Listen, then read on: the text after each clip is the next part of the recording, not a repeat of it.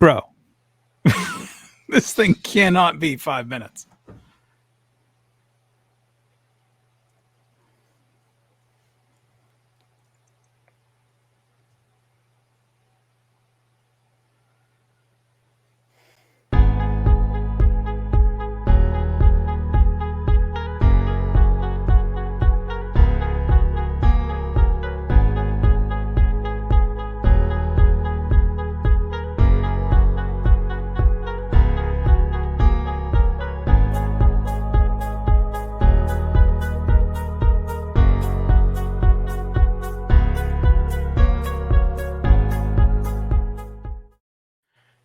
What is up, everybody? Welcome to yet another Friday night of Tech Circus. My name is Chris, also known as BatteryPowered, and I am here with Michael Pepper because he knows how to use a clock. What is up, Michael? Well, I do know how to use a clock, but I just wanted to mess with people apparently and start the 5-minute countdown when I really meant to hit the 30-second. Well, okay, so here's the funny thing. I have a 5-minute one in there because I figured maybe there might be times that I would use that on my own. But it only shows like the 30-second countdown on it. So I clicked on the wrong one. I was wondering about that. And the other funny thing too, though, that we have to share with everybody is, last week Tech702, aka Mike, was on time. He was here, and we while we stan him, we were a little bit on the later side. And so this week we decided drastically late, like 6 minutes late. I was like, I was in a car, dude. I was in a car. But this week, what we're actually doing is, since this is hosted over on MP's channel, we're actually suppressing Tech702 in the background for like 3 or 4 minutes. So it looks like he's late, which makes it very much more exciting because then we can give him crap later when he shows up, because eventually Michael will click the button and bring him in. And then it'll look like he was just organically late and no one will be the wiser. So meanwhile, he's back there getting nice and frustrated. So, Michael, how you doing this week, man? What's new and exciting in your world? I know that I saw some texts about the new Sony webcam software, and the last thing I saw, you mentioned, well, I mean, if I sorted through the expletives, I saw that it was, oh, you did it so early? You should have waited a few more minutes. I have no audio. This is awesome. Actually, it's going to make it really exciting. So Michael, I know, so not to lead into things, but I'm just curious, are you on that webcam software tonight, or are you DIY? Hell no. So unless we really wanted to be the kind of ironic situation and have it be that I paid for the 1080p and only show up in 576p, that would be funny. Because it's like 1024 by 576. Or no, it's I think it's 1036 by 576. It's not even a standard normal straight up resolution. It's not even like 1024 by 768, which I could deal with, because if you think about it, if there's 3 of us and it's a total of 1080p, we're really only coming through at like a lower resolution. But that wasn't the problem, because it looked okay. But the 15 frames per second, where I was like, are you serious? This is Sony. Awful. This isn't like a fly-by-night, one of those weird import brands that tries to copy other people. This is Sony, right? This is a Sony camera you've got, the Sony webcam software. They were like, can you hear me? Yes. Dude, I'm such like, I'm aware. Okay. There's not an emoji for a shit show, but if it was, it would just be my profile picture. Like, that's what I am today. Like, shit show emoji. That's Tech702. Hello, everybody. What's good, man? Welcome. I'm here. That's what matters. So the confusion with the whole Sony thing is, I feel like when they launched the ZV-1, they were like, oh yeah, we're creating this for vloggers and live streamers. And then they were like, oh crap, we're running out of time. It's going to be 3 months if we don't put this out. So they just put something out. And it was like, who did they hire? Like, they hired one of these kids that are like starting to learn to program or something. Although they probably would have done better, in my opinion. Aren't they all in Ian's like stream right now? And it's kind of, probably. Dude, what the hell is Mike, thing? you're white, Mike. I don't know why we're just having this discussion now. Ooh, look, there it is. What is that? It's an Is it a artifact. UFO? I mean, Look, you're in Las there- Vegas. You're It goes away when he points at it. It's great. I'm gonna have to work these lights out a little bit more, I guess. See, if you were using a real camera right now, you could just zoom in an and you'd be Ultra. good to go. Ooh, I'll that's just flex. good. I'll just flex with my phone array that I have present. I put mine behind me over in the corner, so I it's just see like that. a subtle. It's Yeah. a subtle flex, like a little. It's an Easter egg. I see it. Yeah. I'm this close to getting one of those because I found out that I can go to T-Mobile and they have a half off thing, but the way they have it right now is kind of messed up. So they will Is it less than half or more than half? Well, it's T-Mobile, so you already they will explained let yourself. you do half off with and then it will make it no down payment, and you could basically go in and pay, and like you could trade in a cheap device, and then I could end up paying $450 for a Note 20 Ultra, like, and own it. How much for a regular note with a Drew plastic did back? that. Wanna see if I But can with the turn this regular on. one, Stand by. they aren't doing that. They aren't doing the same deals. So it's $399 for the. So I could pay $51 more and own the thing. Basically, like, do it as payments and then just go into the store, like come back to walk out, walk back in, give them the money, and own it outright, and then be good to go. And right now I have one line that's almost paid off. So what I would probably do is pay that off and then add a line, because I don't want to add a line. I already have extra lines. I don't want to do that, and you can't do that with an upgrade. So I would rather just pay off the little bit that's left on that, and then do the add a line deal, and then pay that off, and still be able to keep mine. And I wouldn't matter because Talk a little bit slower. My spreadsheet is not updating this. it's not the number that. It's not like it's a number I use. That's an additional line. Right, So that was worthless. Well, at least you're in character. Hey, What the hell is I just got my complexion is changing. Mike froze. I need to check another race Oh, or gosh. something. A purple one. Look, there, when I get purple, pink. My It's- camera can't decide if I'm purple or pink race. Oh wow, that's pretty cool, man. Yes. You're you just I tell am- people like it's a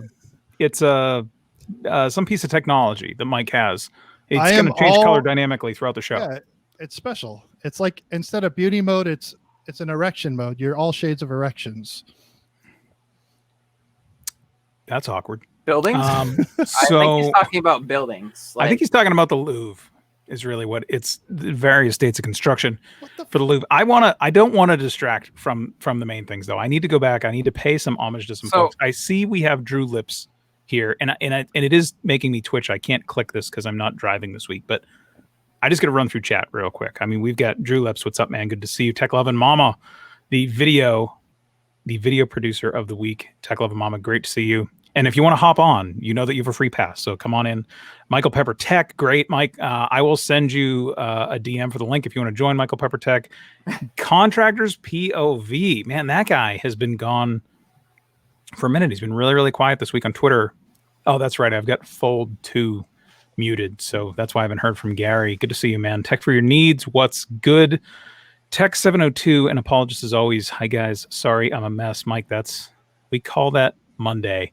And also Jason C., who is the most prolific and accurate leaker on Twitter in our presence tonight. If you want to get on the show, just IM or DM or whatever the hell you call it if you're born. Are you on after AOL this. still? Yeah, I was going to say, I'm in, sorry, I got aim.exe running in the background. Jason C. is now producing the highest quality leaks. I saw one earlier today from him. He subliminally suggested that we kick the show off tonight.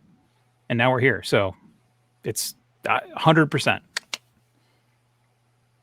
Oh. And Drew also says, hope you have a great Friday, as I look at it like an elderly person. What's Drew saying over there? Oh, and Technically Lurking. Hey, what's up, Technically Lurking? Good to see you. With elderly people, Drew. I can almost see what Drew is writing. Drew, I'm having a Irish great elderly Friday. person. You're like about to speak some Gaelic with an elderly dialect. It's really weird. Every time I do that, it starts coming off as like I'm from Sudan. Like I talk with the Irish thing for a moment, and then immediately Most of us are familiar with the Sudanese dialect, so I would know. Instantly I would know what the hell you're talking about. Why am I flashing? Oh my god! We don't see Everything that. I just want to let you know. I do. Oh wait, yeah, we do. It's no, just you see it. It's going. Everything here is going in the trash. Hey Chris, is a Sudanese dialect anything like a one from Kyrgyzstan? No, Kyrgyzstan is a little. It's south. It's a little south and a little west of Kyrgyzstan. Okay. That's yes, Jason. I'm going to spend thousands of dollars more because evidently spending money gets you no quality whatsoever. I'm literally spending ridiculous rent money on stuff and not getting anywhere. I'm getting pissed. Like, I figured out if I come in at 60p that you get this lovely effect where it's like a light scrolling across me.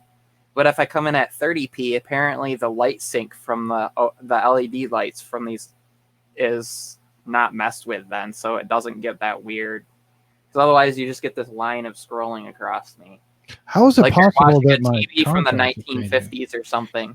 Yeah, I don't want to bore everybody and make people think that this is a technology based show, but here's what's going on, Mike. I'm pretty sure you've got two lights like out over here, and what they're doing is LEDs don't actually illuminate; they flicker. So what they're doing is they're flickering, and your camera is also flickering, and our eyes are flickering a lot slower. So it all looks good, but occasionally one of the lamps or both of the lamps are firing at the same exact moment, and the camera is picking that up, and that's why you look illuminated for a moment. Your color doesn't change. I mean, the shirt color changes, but not you. What you're saying is I'm returning these tomorrow. Okay, I got it. No problem. Same thing with why I have to set mine to specific percentage. Like my light in front of me is at a random like 19% brightness, with the one behind me at like 83%. You go and spend $200 on lights and then realize it's worse than the $40 lights. I think you guys all know who I am, by the way, too. So I got to lose this hat. I just need to. Oh, that's weird. He just went full American history without a hat before, like in a while, maybe. I know. Well, it's like I get the hat, I wear the hat, I do the hat thing, but I just realized I have purple lights up behind me. I should be totally luring in Tech Love and Mama to the stream with that weird purple hue, because I'm even wearing an orange shirt. Like I look like I'm. Let me try something else. I look like I'm in Sudan. I thought you had like a purple light behind you. I do. So I've got there's a red one over there, like an orange or red. I have red over there, and then I have purple back there. Okay. Well, I set mine to as close to purple as I could, hoping that she'll get a subliminal message. That's pretty good.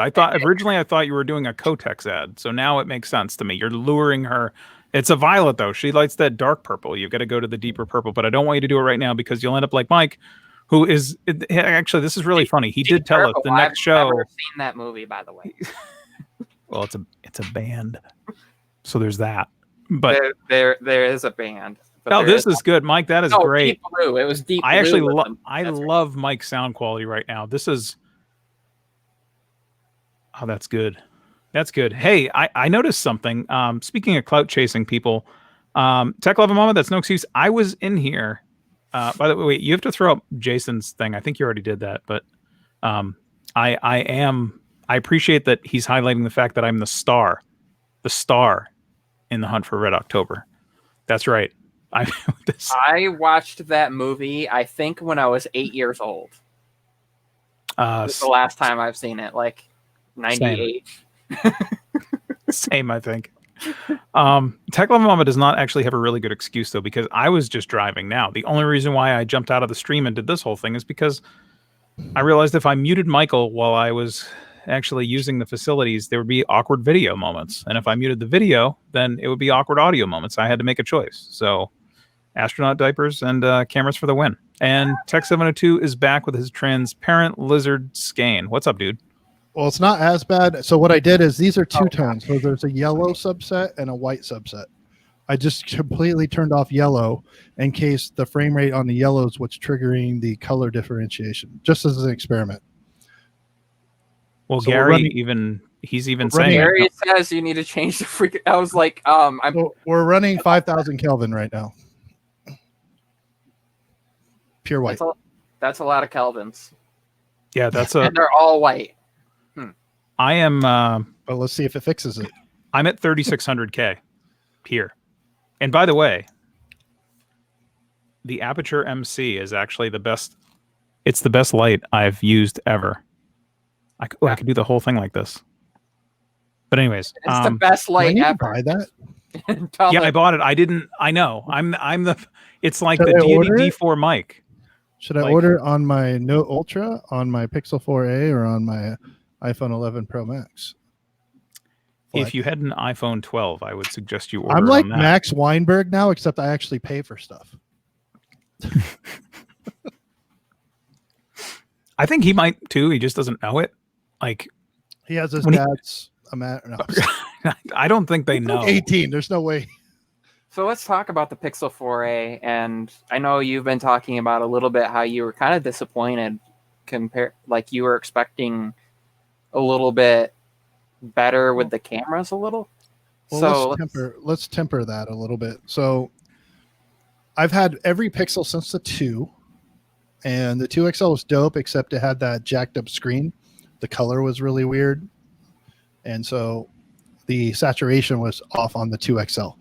On the 3 XL, everybody bitched about the front notch, the ugly notch, but I'll tell you what, that's the best camera that's ever been made on a front camera, period, for any phone ever, because of the way it does wide mode, portraits, night mode. And that's like, what, 3 years ago, 2.5 years ago now. That thing was amazing. So I've only had it for 2 days, but the 4A is still great. It's awesome compared to a lot of other cameras. It can hold its own against the iPhone, against the Note, all that. However, in sharpness of portraits, that's the specific thing I'm talking about, portrait mode, which is where Pixel has cut its teeth, Gcam, being that super accurate, sharp, because sometimes people bitch about it being too sharp, but in portraits, that's where you really want it sharp so I can get that bokeh. Well, in the case of that I've witnessed so far, the 4A is getting soft in things like hair, glass, things that usually iPhone screws up. It's not picking up that stuff. So in my experience, based on just 2 days of use, but just pulling it out, shooting, laying in bed, stuff like that, making food randomly, it's not as sharp as the 3XL. So I was a little disappointed in that aspect.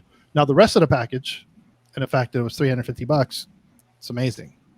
But I was just a little taken back that I have a worse camera than my 3XL, even though it's an A model, but 2 years later. I could see that, but I feel like, I mean, what have you done for battery life so far? Like, I'm how's getting, that? so I've run it twice. That's it. And granted, it's not I don't have my SIM in it. So this is a big caveat. Yeah. So I've gotten 6 hours screen time twice in the time I've had it. That's heavy use though. That's still, it's including installations, things that take so we're not at a good baseline yet. I want to give it another week before I did my intro and stuff. I filmed it today, but I'm going to wait to do the meat of my review for the 4A until I get a week of letting it calibrate itself and figure out what it wants to do, moving my sim to it for a full week, stuff like that. But 6 hours time so far. But it's offset, because if there's no sim, it's not going to use as much. But then the fact that I'm installing stuff means it's going to do worse. So you can't really evaluate battery life based on that. Pepper, are you okay? I had to mute myself because I thought I was going to sneeze, and then I came back, and I think I'm good. Jason says, English Dan says battery in the 4A is better than the Note 20. I'll have an answer very soon for you. So not that he didn't, but in my use, which is kind of insane. What's weird about the battery life thing and the whole no SIM card in and it should do better is I had my SIM card in my Velvet and was out and about using it with dual screen and stuff. Got pretty decent battery life. Decided to take it out of that, put it in the single case, use it around home without the SIM card in it on Wi-Fi, and the battery life was worse. Makes no sense. It's probably because it's like searching for signal obsessively all the time. And I have airplane mode on so that it's not trying to search for. I have a weird theory about iPhone's airplane mode and low battery mode. Like, I notice airplane mode uses an inordinate amount of battery, which I don't understand. The only time airplane mode on an iPhone, like 11 Pro, Pro Max, uses less battery is when I'm charging the phone. Like, it charges faster, and then after that, it somehow, I don't know where it's sending the energy. And then if you turn on battery saver, it's like, hey, wait, this guy thinks the battery's going to die soon. We need to just make it die faster. I swear those are two things that are useless. So I no longer use airplane mode. I had airplane mode, do not disturb turned on, and was not using the phone, and had it dropped 27% in like 3 hours with the Velvet. Is Mike selfieing us? Is he selfie camera? I'm just saying, you were telling me that ultrasonic fingerprint scanners suck. And I'm like, is that suck? Is that slow? Really? That's slow? You just saw that in real time. It's faster than Face ID, for sure. Ultrasonic. My Face ID would be working before I had to pick it up. Dude, I had Face ID fail on me like 3 times today. So, I mean, look, here I am texting Techie K about clout chasing, showing up on live streams, and then I'm just telling you, everybody in the live, you just saw how fast ultrasonic works. People saying otherwise are full of it or just operator error. That's how fast mine works. That shit's slow though. Oops, sorry, Mike. That was slow. Michael. That's there slow. Goes that's all like the money he was going to make this week. In comparison, I think that the funny thing is with my OnePlus, most of the time, I did one, by the way. It unlocks before I even get a chance to even touch the fingerprint sensors. Yeah, I can. Being an iPhone user, I can relate to that. I could get the iPhone SE that would just beat everything. It unlocks when I think about it. Yeah. Well, if you put the mask on, then I will say though, nothing is faster than this. This one smokes everything. That's pretty cool. The 4A, bringing that back is dope. The 4XL was not that great. I didn't like the way they did their face thing. The 4XL, if they between the battery and that face thing unlock, that ruined the whole phone for me. Like if they would have put like a 4K battery in that thing and had a fingerprint scanner, I wouldn't have returned it. It's the stupid 90 hertz crap that they did too. Like they did that weird refresh thing, and above certain battery percentages, it does this and does that. I took the regular 60 on this one, so well, I took the 4 around on like a day at Disney World, and it was really weird. Not using it for communication and just using it for like picture taking, and it was doing the Google Photos thing and everything like that. I left with it on like 90% in the morning, and I got back at 6 or it was like 8 or 9 hours, I think, later. Actually, it must have been because it was 8 or 9 when we left. Yeah, so it was a long time. I know I'm like reciting a story now, but I'm actually doing the math in real time. It's great storytelling, but I came back and the thing was on like 65% hours later, which I was so amazed. And I was like, maybe I found the secret to getting this Pixel 4, not the 4XL. I found the secret to getting this Pixel 4 to have great battery life. And then once I actually started using it, it just dies. But if you use it for like taking pictures and videoing and everything like that, it was very, very efficient in that. So I'm just saying, if you're having battery life issues with that phone, maybe that's what it was. Maybe they just didn't design it to be used. By the way, welcome Techie K. My texting, my summoning after he made the appearance last night. Go ahead, Mike. What do you want to shout out to somebody? No, I just wanted to ask a question because I'm here and there and all over. So did you guys, I've been in and out of the stream. So I'm a disruptor tonight, and I apologize, but hopefully something. Well, that was us last week, so it's all good. Hopefully I can make up for it with something cool at the end. But did I miss in the middle? Did we tell people what's going on with Tech Circus?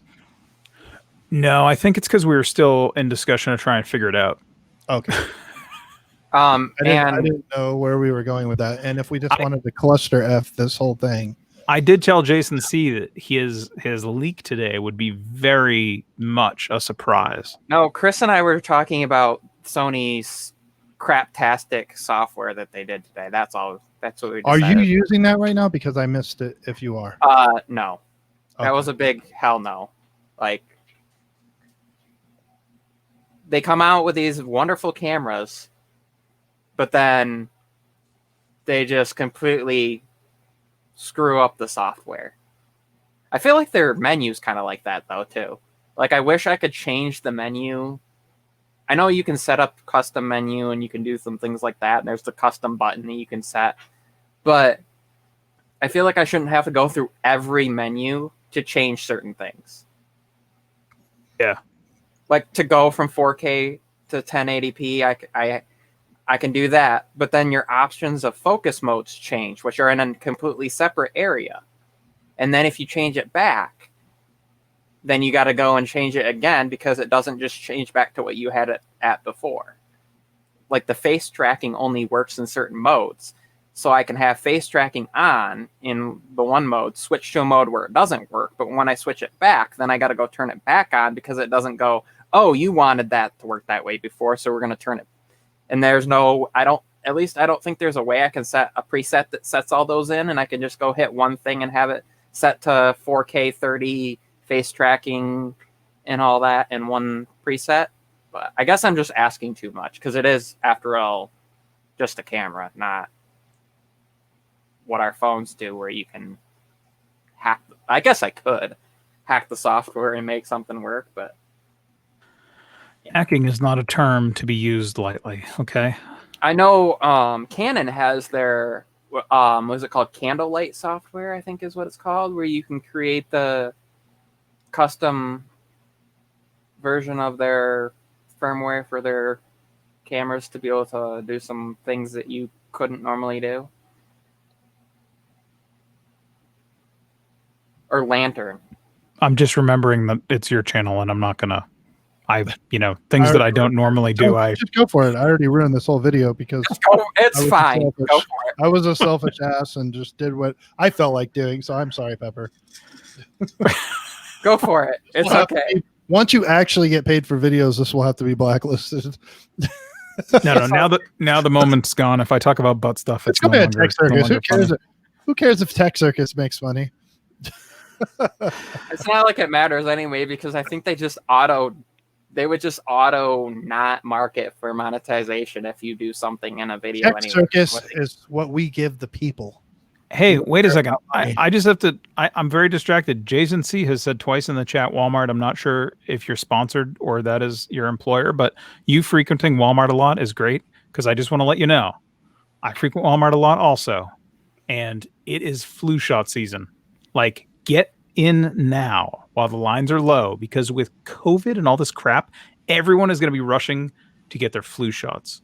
So it is a great time. Not sponsored. Hashtag. I read a conspiracy theory on Facebook, so it must be true, that said they're going to secretly test COVID with the actual flu shot, and they're going to run the numbers on it. The COVID vaccine. Completely untrue. But yeah, they're going to test vaccines by telling people it's the regular flu shot and see what happens. So I have to bring up something because it's in the Facebook. chat and it makes no sense to either of you. But I was on another stream before this and I was predicting.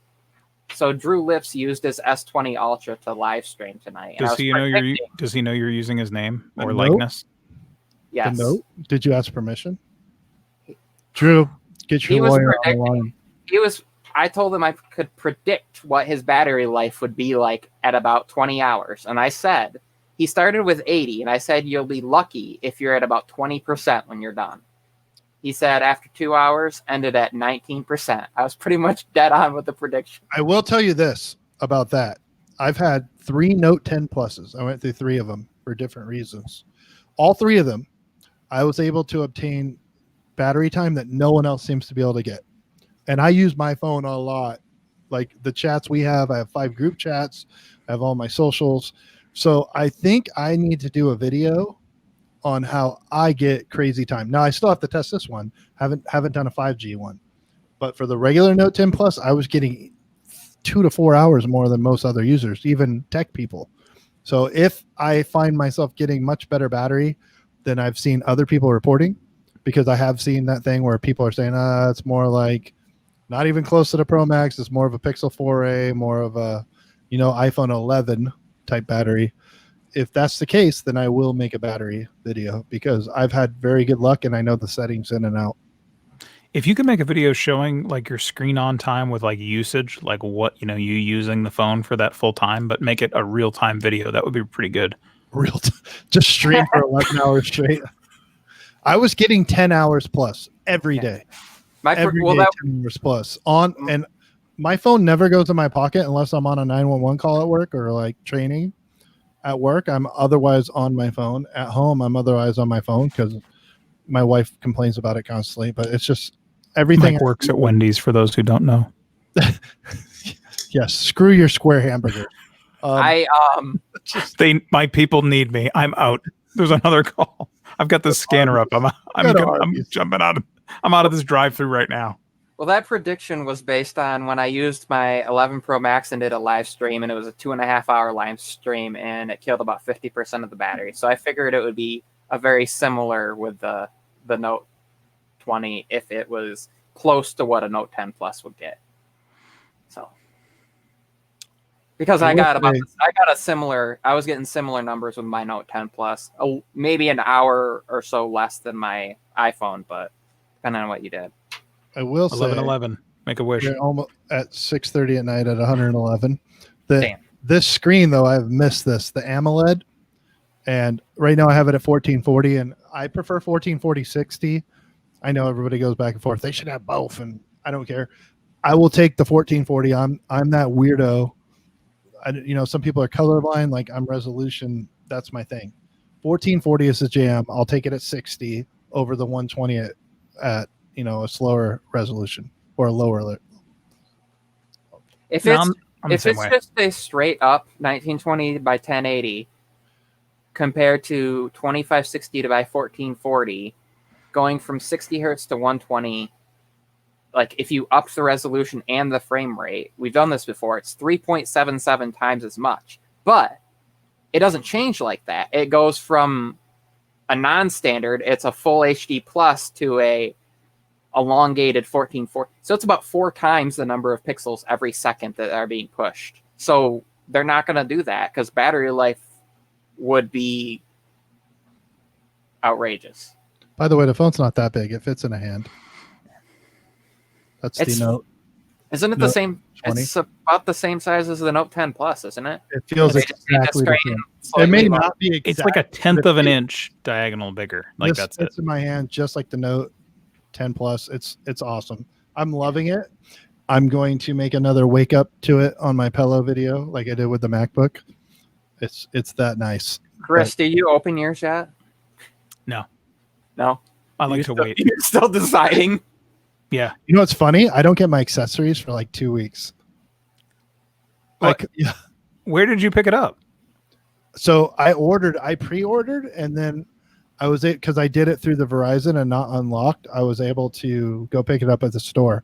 So my original one was black, and I ordered it, and it was supposed to come, and then it wasn't supposed to. It got backed up the next week. So I said, "F it, you guys have them in stock. Can I do that?" They let me come pick up the phone today at my local store, but they have no buds and they have no watches. He's like, "Dude, we're not gonna have watches till like October." That's what the Verizon retail corporate store told me. He's like, "Those things are more popular than any phone we're selling. Is the Galaxy Watch 3. It's the prophecy, man. I'm telling you, it's the prophecy. Do you remember my prophecy? That's okay if you don't. About Ren and Stimpy making a comeback movie? That was actually exactly what I was talking about. I think that they're going to make a comeback movie that will be second to none. But for our generation. Yes. It's so weird. I DM Tech Love and Mom all the time, but she's like not coming up on my Twitter thing, and then it's telling me I'm not connected to the internet, which is really challenging. She says she's talking to me all the time, and she ghosts me. I sent her a link earlier when she said I sent her a link too, okay, mister? I sent it to her right away. I was like, I already have it. Copy, paste. Let's do this. Pro Max. So let me take it out of case. When I was looking at getting the Note 20 Ultra, though, which I may still do, the one thing that kept me from going with the white one was no matte finish. But here's a weird thing for you. There's the Note 20 Ultra versus the Pro Max, how much taller it is and wider. T-Mobile has a weird color for the regular Note 20. They have a green. It's a matte finish, green Bigger. color that they're doing. So that would be interesting. Well, I can tell you, as excited as I am for the Z Fold 2, and I will be getting one right after my divorce for buying $5,000 of cell phones in 2 months. And $8,000 in computers. The Note is still pretty damn nice. I miss the Note for the random times. Like, we would go to a store, and my wife would be walking around, right, and we're getting our normal stuff, and she goes, "Oh, don't let me forget to get this." So I pull out the S Pen and write a note right on the screen and save it. And How do you do that? and it's right there. So every time you look at the phone, it's just right there, and I won't forget. I don't have to open it. I don't have to remember to open the note. Because I could write notes on my iPad. I can write notes on another device. It's not, but I'll usually forget. It's not right there. The Note is plain and simple a productivity device. If you are a business person, this is your phone. Like, if you do deals, if you got to sign contracts, if you got to sign PDFs, this needs to be in your arsenal. This phone does things other phones Like cannot. if you're a corporate person, basically, Right. you can Yeah, snort like 4 lines of Coke off the front of the Note. Is that what you're saying? Like it's like Wow, a good we're 4 really bumper. going to kill this stream now, but I'm just saying, go watch American Psycho, and that guy would use a Note. No, but iPhone is awesome, and it gets it done. But whenever you have a hiccup, or if something comes up that's unplanned, and all you have is an iPhone, you're effed. This can adapt to any scenario. If I'm a professional and I need to sell stuff, I need to do demos, I need to do contracts, I got to sell stuff, spreadsheets, whatever, I can adapt to anything between decks, between signing stuff, between, oh, let me put your SD card in that system, put it back in my phone, or vice versa. I brought it with me. There's just so many freaking options. Well, you can say that, but what if you want to buy an iPhone on the Apple Store app? You can't do that. But you already have an iPhone in your hand. Why would you buy it? No. Mic drop. Like that. Well, I'm just. So that explains why when my son was born, I felt so out of the loop. If you have something that comes up unplanned and you need that phone. That's awesome. You guys didn't realize you didn't. Were you? What do you mean, Michael? Like a lot of people, like some people have like 9 months of warning. What are you saying here? I went blind for 8.5. It's okay. Oh my God! I've got a child. I'm so glad this is going to Tech Circus channel and not staying on ours. But yeah. Hey, so Tech 11 Mama's coming in, right? That was. By the way, anybody in chat, Hi. if you Hey, what's speak up? English, then join. Yeah. Can you guys hear me all right? Oh yeah. Audio Hey. good. Okay. Cool. Wait, I'm something just using my buds, so just wanted to make sure. Because sometimes they act weird. I don't know. No, you don't sound like a robot or anything. I like your earrings. Thank you. Seem very festive for a Friday. I'm a hoop girl, so I wear hoops usually. Mike does too, but we ask him not to on the stream because it gets distracting. Like all the shiny stuff, Pepper gets distracted, and as you can see, he's already mesmerized. So we'll have to snap him out of it. Diamond. I'm kind of thinking my background is a little too. You know what it busy. reminds me of? It reminds me of the Lower back tattoo. Jeez. It reminds me I of thought it was a trip bandana at first, but Everyone that's says an that. opinion. It's like what is it called? A mandala? I was I about to start Mandala, I think. a is the- mandala. Yes, they Yeah. those are super common to put in like adult coloring books and stuff. Like there's whole Yeah, sections of It's yeah. I've had Thanks, this Michael. I think Like, longer than the adult coloring book thing, but yeah. But it is. It's the repeating pattern that, like, if you cut that into, I think it's 6ths or 8ths, it's a repeating pattern. So Mm. it Hey, honey, reminds what's up? it reminds Oh, me sorry. of it reminds me of a peacock. that is Like well, I the figured pattern, your terminology of adult coloring book I thought was very, very festive and very appropriate at the moment. You're just like adult coloring book. I'm like, well, that's Like that's I meant that in the PG sense of it. I know you guys said you saw the video, but I have my purple phone. Are you still using the case that you have in the video, or did you get another case for it? Because I know Mike now is going to need that case for his phone. Oh no, I like this one, and it protects the front screen, so that's going to be mine for a while. Now, do you do anything to protect the front screen? Is the question that I have. Yeah, actually, I just recorded a video not that long ago. I was going to edit it, but you guys asked me to pop in.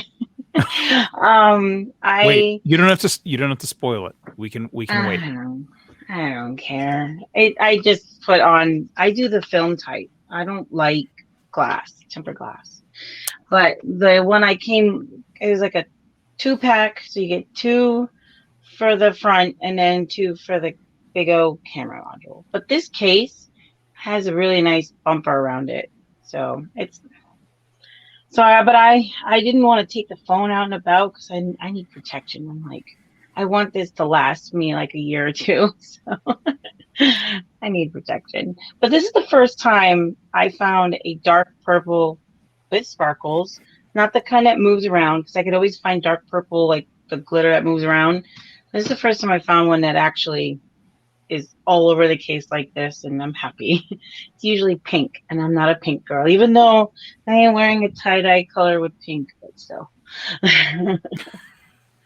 Yeah, most of them that I've seen, because you were asking about one of those, you're like, anybody know? So I went and I looked at all the different companies, looked through probably hundreds of them on Amazon. Hardly purple. Most of them, and they're the ones that have the stuff that floats inside. They have like a weird, I don't know if like there's the ones that will have like the icons that float in them. They're the weird, not just the standard pattern. So I don't know.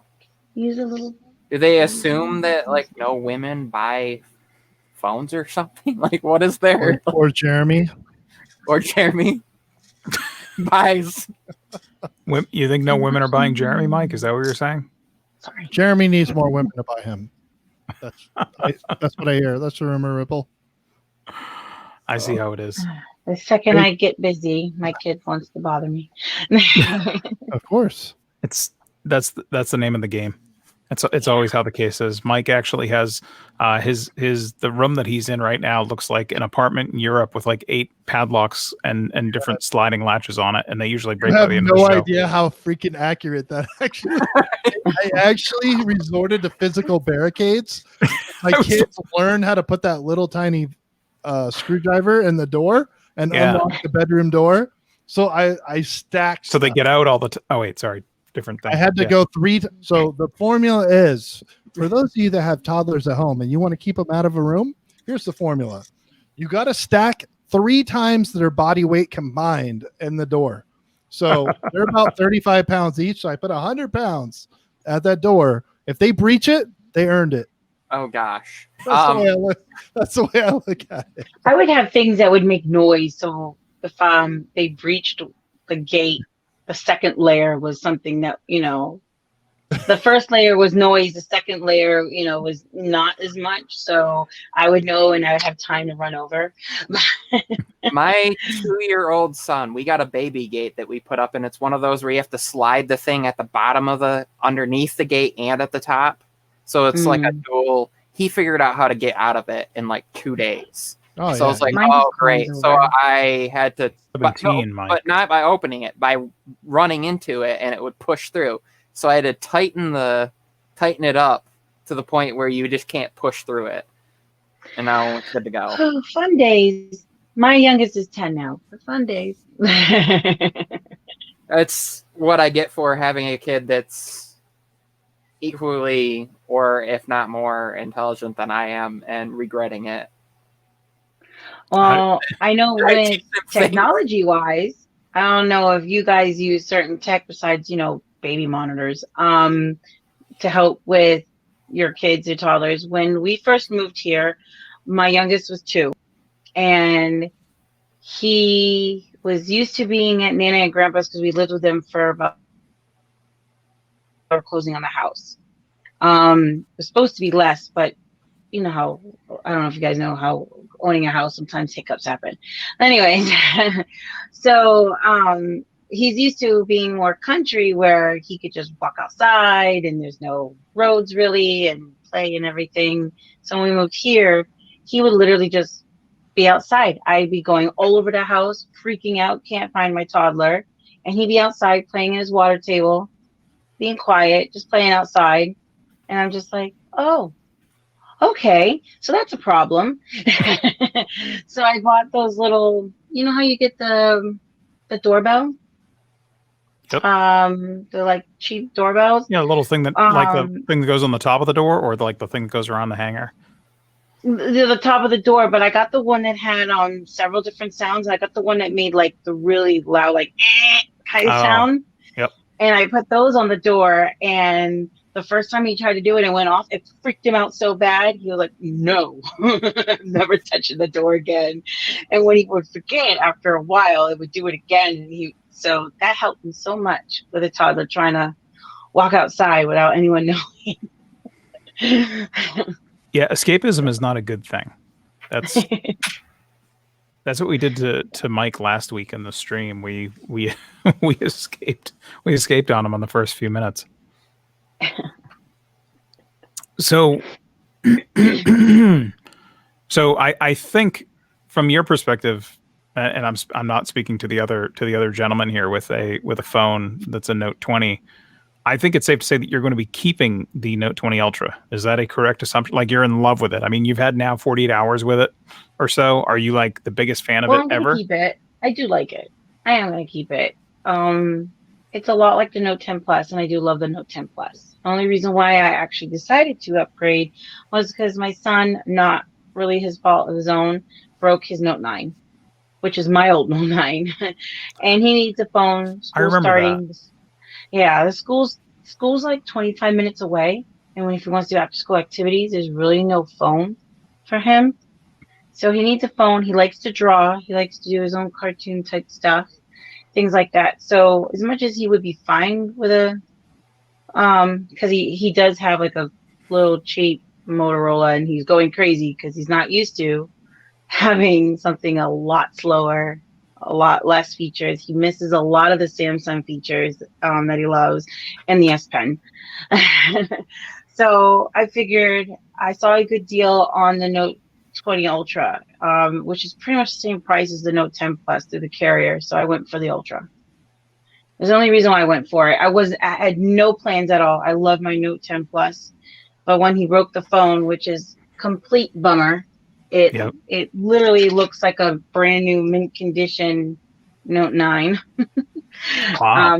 Maybe I'll take it apart and see if I can replace any components inside and revive it. But yeah.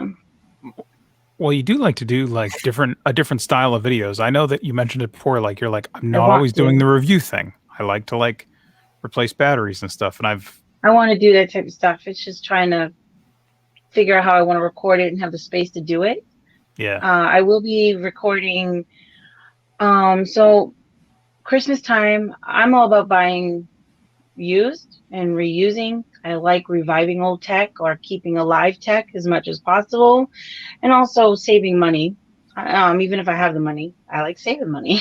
But I got my son who really wanted a gaming computer, and I got him an older used an i7. The case is okay, it's just plain black. But now that he's made some money, he bought his own case. So he's got this pretty case and everything, and he bought some other things, and he's got my other son's old power supply because he just upgraded everything, and his GPU. So he wants to see if we can move everything over to the new case. Do I know 100%? No. It looks like it should be fine. It's a full-size case. So it's a full-size case going to a full-size computer going to a full-size case. So it should be all right.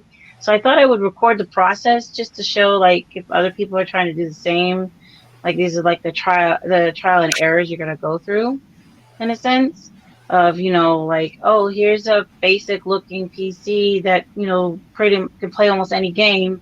Let's make it look more like the pretty gaming PCs that's out there. So that's my plan soon. If you need any knowledge on PC stuff, I've got two guys on this stream with me that know Terrence, who is very, very wise about that stuff. I'll help you with it. So It is true. no, love actually, it. these guys talk about it all the time, and it's really good because sometimes I like want to put my phone on do not disturb, but when they get to like this PC building thing, I like it gives me a chance to take a nap. So it's pretty good. But yeah, I might not understand check out- everything that's said, but I'm also like willing to learn. That's how I got I could into say- rooting and all that. I could So- say that she had a question about a GPU for her son. She asked all the right questions. She actually listened and came back with more questions that were the right ones about making sure that things were compatible. So even the things she may not be the most expert in, she knows how to figure out what it is that she needs to know. And the most important thing is knowing what you don't know and what you need to know. That's almost more important because you can always look it up or ask somebody, but knowing where you don't know what it is, that's where people get Well, lost. My mama taught me how to research. So a lot of people come to me because they're like, how do you find the answers so quickly? I don't know what it is. I'm able to reword and I guess trick the search engine enough to like give you the results that you're looking for quicker. I was taught that on the for the generation most of us are for when the internet came around. So I was always in an office with my mom. She was either a teacher at New Hampshire College, or she was for a graduate school, or was always in an office environment and school environment too. And she doesn't know very much about tech, and I was always in the computer area tweaking, messing around, trying to figure out things to teach her how to use the software or use the computer and stuff. But she would also in turn teach me how to research and find things quicker when you're searching the internet through the years. And it helps a lot. So I always do a lot of research and reading and forums and bouncing around and look through that type of stuff first and then I found you, and then I started asking more questions because I couldn't find the exact answer. Who did you find first? Huh? no pressure. No, you said you found you. You said I found you. Who did you find? You. Hey. Who? This is very important. Egos are at stake here. No, I'm just kidding. Yeah, so like you said, I asked you questions, Tech702. All right, just wanted to clarify. But yeah, so when I know the difference between, I learned after owning one, but I learned, through the years of having a pre-built gaming PC versus one that you actually put together and how it's still very restrictive because so I'm learning that's why I was asking you questions for my oldest, because he wanted specific type of things, and of course you have to make sure everything works well with it being the fact that it's a pre-built too. So I have to rant for a second. Just I actually was going to start the stream ranting about this, and this is a very strange thing because it's not necessarily technology related, and I haven't seen this happen by or for either of you. And this is a Twitter thing. It's just a peeve of mine. If it hasn't happened for me, it's definitely success. you talking about the drama? No, not even. No, I'm not even going to talk about the drama. I'm actually just going to talk about an individual characteristic of Twitter that irritates me when I see this in my timeline, where there's somebody that's like, just so you know, I've changed my followers, and if I'm still following you, you're lucky. I only follow a certain amount of people, and you're very. Or I'm about to do a cleanup. I'm gonna do a cleanup. So if I'm still no one cares. I have to do a purge of my my tweets or whatever. I'm like, why? Saying that I didn't make the cut. I see it all the time on Facebook and Twitter.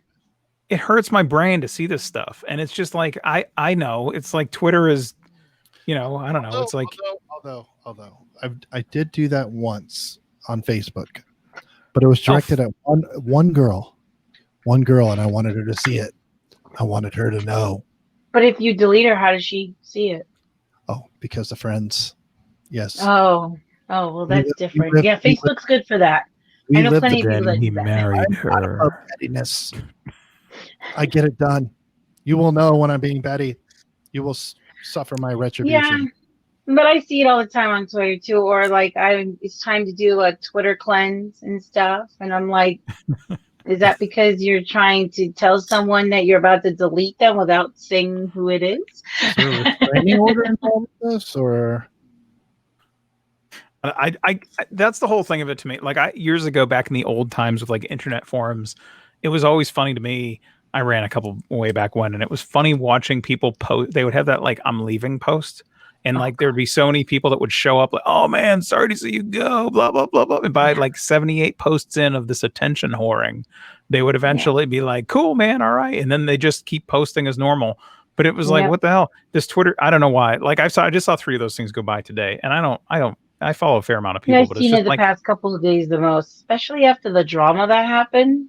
I saw it. What I'm drama? like, we all know What who drama are you that's talking going about? towards. Which Well, we one? don't know. I would say there's like 5 different things that happen. That's what I'm. But that's probably why he's seeing so much of it, because so many people were involved in the drama.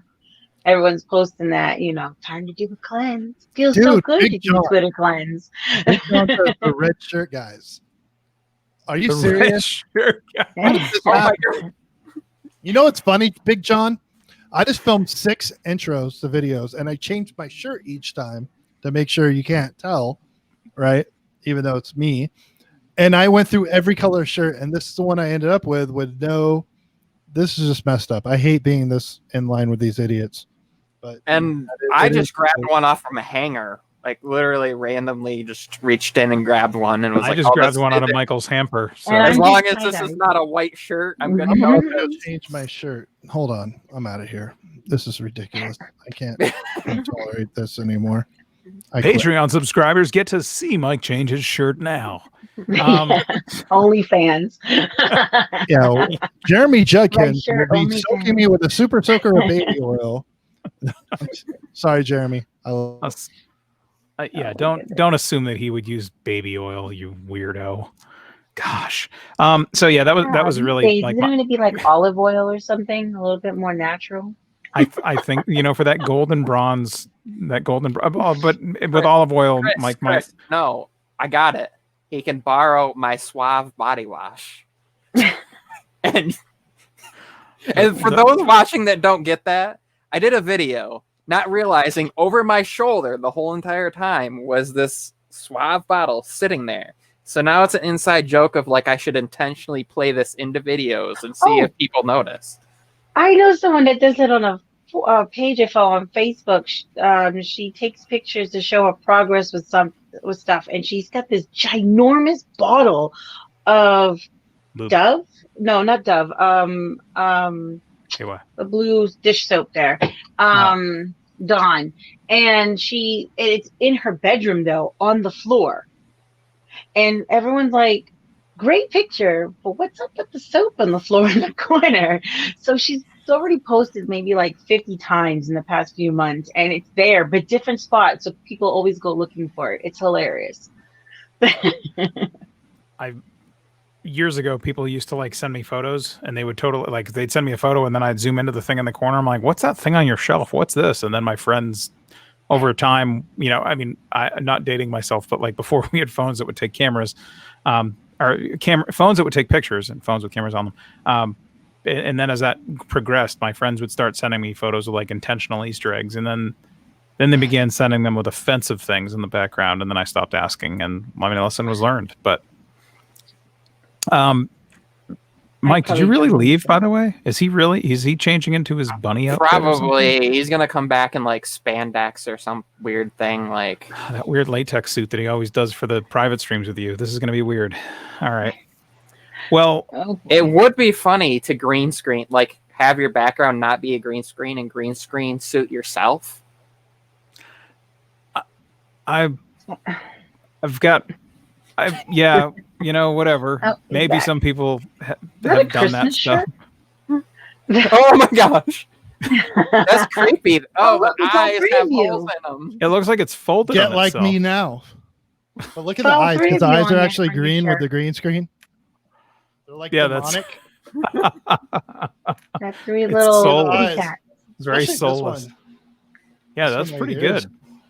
What we don't know is Mike Instead of a actually red has shirt, cut it's holes red in the hat. shirt and painted his skin green. This Ho, is ho, creepy ho. AF. Can we get to Christmas already? This is like the worst year. I've never wanted Christmas so bad in No, my don't life. skip Halloween. Halloween, my When I favorite. was out for dinner tonight, I drink beer sometimes, like once a year or so, and we have Sam Adams around here, and I ordered Sam Adams Summer because it's August something, and they have Oktoberfest already, which maybe I've just been locked inside that long, and it does this every year, but like it's already shipping the fall beer. There's already like trick or treat stuff in the stores. Maybe this happens every year, but to me, it just seems like, all right, we're just going to forget about, let's get everybody's mind off of summer and just move right into trick or treating and flu shots. You're not that far from me, so August is usually pretty hot, especially early August, and we're having cold nights. I'm like, what the heck is this? Yeah. I'm not impressed. That means we're gonna have a very cold winter, a very long one, and I'm not happy. I like the cold nights though, because I hate running air conditioning and stuff at night. Yeah. I like it to be cool, and then it's warm in the daytime and cool at night. That's good. But It's when it's like 70s, 80s during the day, and then like 50s at night. 57 is the perfect temperature at night. It's cold enough you can have a Yeah, fire. if you want a thin blanket. Yeah, exactly. Well, now Mike's gonna go change his clothes again. So I'm out. Oh my god. Quick check. Pepper, by the way, did you say that there was somebody in the back that you're trying to bring in and I keep talking? Or Oh, oops. okay. No, it's not. They wouldn't ever say that to you. It's just me. No, we haven't been able to trick anybody else into clicking the link. TLM, just you. People look at our links, so they're like, "What's that link? Is that spam?" Well, Gary was trying. My husband fell asleep, and I was gonna do some homework and stuff, anyways, and finish editing this video. It's another quick one. So that was all I was gonna do. But I had to go get my son. He gets out at like 9 or so. I had to go pick him up. Well, we're glad you're able to pop on with us at least and hang out. I mean, and you can still stay. I'm not walking you out the door. I'm just saying it's good because and thanks again. Take care, everybody. Well, actually, what's going to happen is Michael's actually just going to exit the session and just leave you up full screen to run the rest of the stream.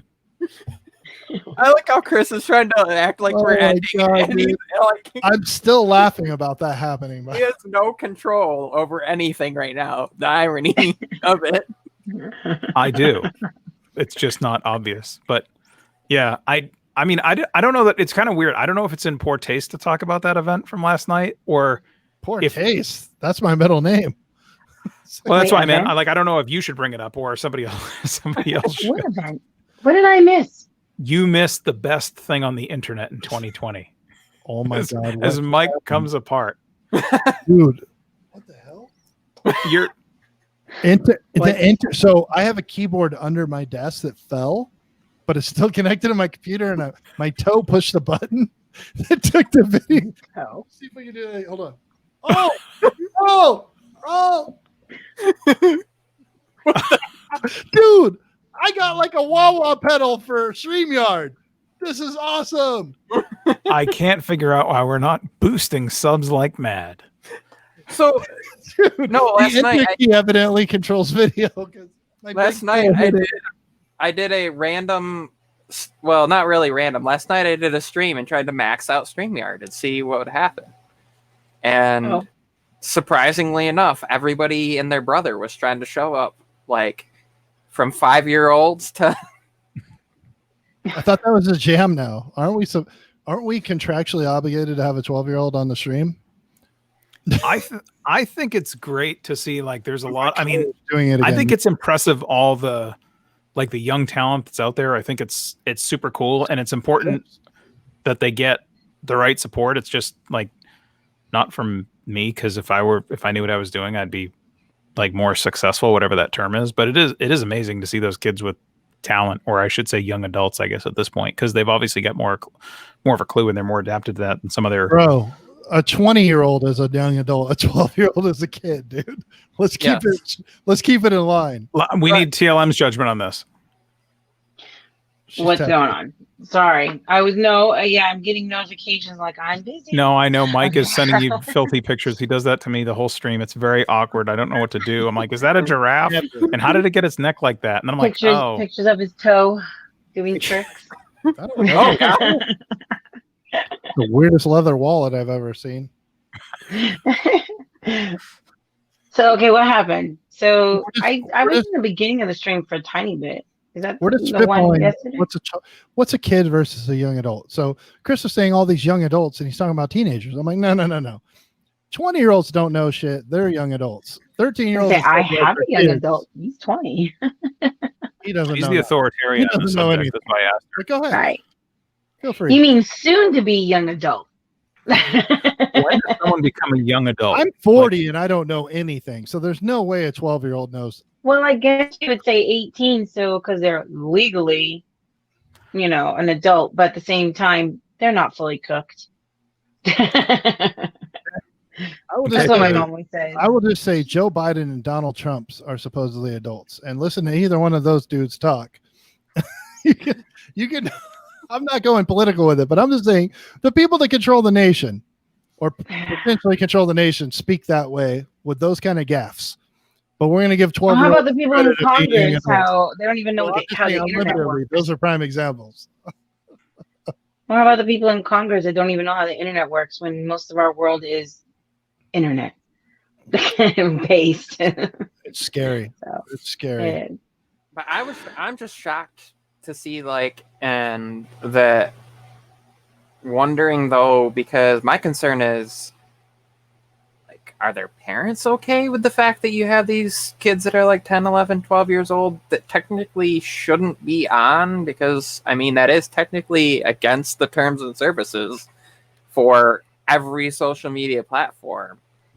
Well, I guess it is and it isn't. I guess if their parents give them permission, Yeah, that's the only thing. It's weird. There's, and I know someone else was actually one of the other, a larger creator than myself was telling me that. Yeah, I'm right here. It's cool. No, that was the joke. Everyone's actually larger than me in terms of creators. But he was saying that, basically their folks have to give consent or have to be with nearby or something like that. If people minors or streaming, this is the legalities of it. And if he's still here, he could pipe up and chat, but I know he bailed because he's these guys are idiots. But that's one consideration of things. And also Apple Monster's here, not who I was talking about at that moment, but hey, what's up, man? Good to see you. Apple Monster, come on the stream. Come in and end the stream. Let's get him on the stream and I'll leave him full screen when we end to manage it by himself with no way to end it. I'm just messing with you, dude.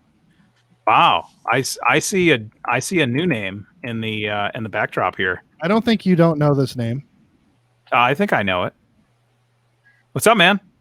What's going on, guys? Ooh, I'm in the show. Hey, hi. How's it going? Welcome to the circus, bro. Yeah, I saw that. Mr. Stitch Up is doing work, bro. Yeah, man. Freaking, yeah. He's on a roll. He's pumping out 80,000 shirts, I think, a week. Yeah, it wasn't that long ago. He was saying he was up for 48 hours and still going. That boy never sleeps, that's for sure. He's probably still awake, actually, now that I think about it. He posted earlier. He's I see you, Teespring. I'm coming for you. He could. If he had the distribution channel, he could do it. He's got the work ethic for sure.